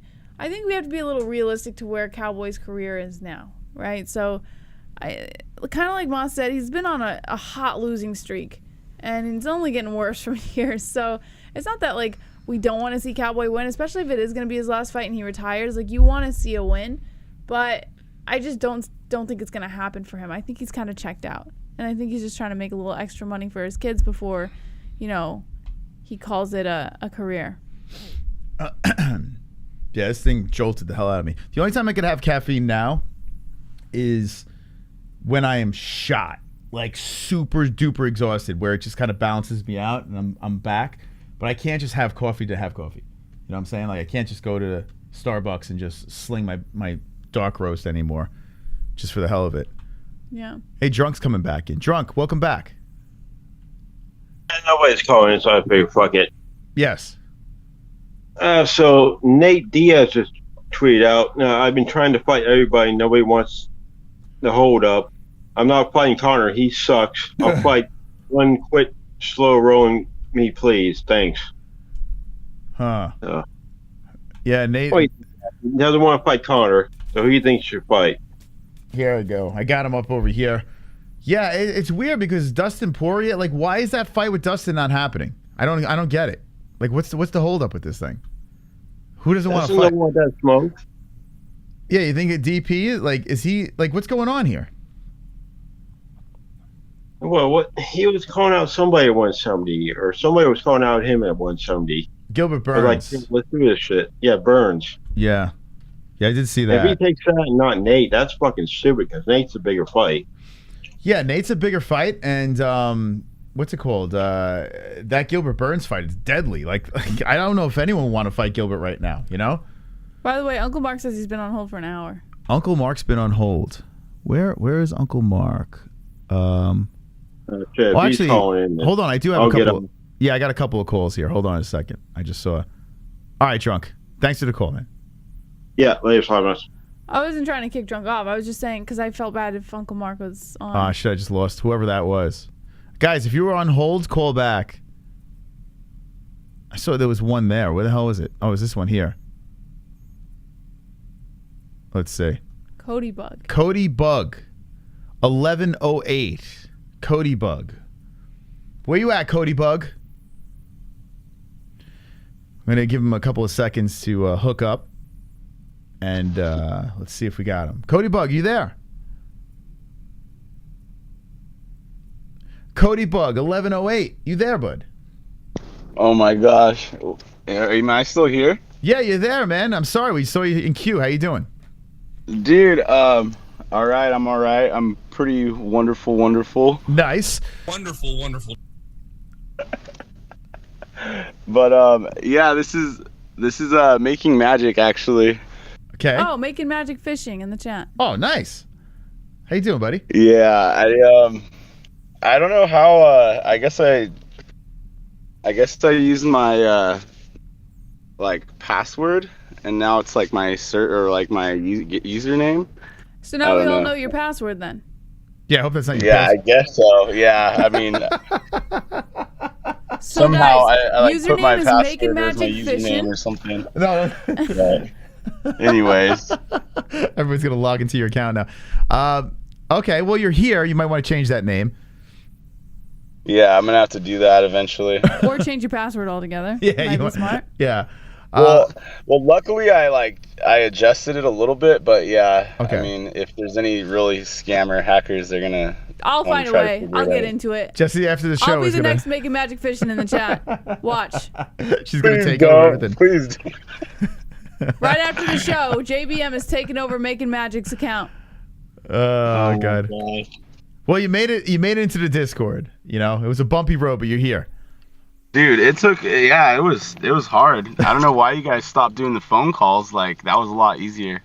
But we did it just, like, because call- of international calls this way, and this is a hell of a lot clearer. The phone lines were just like they were muffled and crappy. This one here, we're getting nice clear calls. We're getting people from all over the world, so I think it'll pick up. That's what's up. Yeah. All right. So what's going on? Well- What's on your mind? Dude, I don't know. I want to see Nate Diaz fight somebody. Either Conor or Dustin Poirier would be awesome to see a walking out or Nate Diaz's last fight or something like that. Yeah, I kind of don't know why Nate and Poirier is not done yet. Like, what's the problem here? Like that's got to happen. Like, what are we doing? And I wouldn't mind seeing Conor with the trilogy fight. I'm down with that too. But I figure like when Conor's still healing, let's put this fight together. What are we waiting for? Dude, Conor and Tony Ferguson would be like a good one. Oh yeah, yeah, I wouldn't hate that. Tony fighting or anything. Tony Ferguson and Cowboy Cerrone. Oh, run it back. I missed that one a long time ago. If that ever happened. Yeah. I don't know. You need to rewatch that and check out Cowboy's face. It's actually his face was a balloon. My foot was a balloon. Yeah, he blew his nose and his face exploded. They had to stop the fight. Damn. What else is going on? This new. I think you guys were going over earlier. I missed it. But I think you guys said the Lioness is coming back. Amanda Nunes? Yes. Yeah. How high are you right now? You sound like you're high as a kite. No, I'm just tongue tied. I don't know what to. Actually, I gotta go. Okay. Yeah, I am actually gonna be getting off work right now. So. Okay. All right. Well, listen. Just showed up, but yeah. I'll have to call back in next time when I got more time and stuff. Sounds good, man. Sounds good. And yes, Amanda Nunes is coming back. She's coaching tough, so she'll be back very soon. Okay. Yeah, I want to see if what's her name's gonna beat her or not. That's right. Me too. All right, man. Listen, thanks for the call. Appreciate it. Yeah, take care. Bye. Okay. There he is. The calling from work. He's going to get fired if he keeps that up. I see one in here. Let's give this one. This will probably end the night. Sober Carl, you there? Sober. We're trying to get the lone wolf to end the show. What a way. What are you thinking about? I see a lot on your mind. I'm thinking about when's his kidney stone gonna pass? I'm thinking my bed sounds like a really good destination right now. Yeah. Thinking about the nice hot shower I'm about to take. Okay. Thinking about what time is the baby gonna wake up tomorrow morning. We should have a segment called "What's Jesse's Thinking about the fact that I still have to sit down and I can go for a chicken parmesan right now, Jesse. rebudget finances. Oh yeah, it's a lot. You got to make sure you get all that done. Yeah, thinking a lot of things, boss. Okay. I took a nap today, right? and I had like nightmare after nightmare on my little nap. It drove me nuts. I kept waking up in cold sweats. At least you got a nap. It wasn't really. I would rather not nap. It was just nightmare after nightmare. I'm like, what is going on? I feel like we're losing our minds. I feel like doing this show for almost 6 years, staring into these bright lights, is making us lose our minds. We need to fucking, I don't know. We need to hit the fucking road immediately. Almost 6 years, staring into these bright lights is making us lose our minds. We need to fucking, I don't know. We need to hit the fucking road. Carl. Jess? 6 years, staring into these bright lights. Hello? Is this happening? Carl? Hello? Yeah, this is Sober Carl. Carl? Sorry, am I cutting someone off? No, Carl, you there? Turn your stream down, Carl.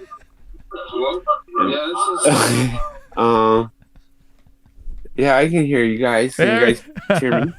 You're there, baby. Yeah, you had the stream on. Yeah. What's going on? Oh, okay. Sorry about that. My bad. It's all good, man. You got through. We finally got Sober Carl back on the show. Here's your time to shine. Yeah.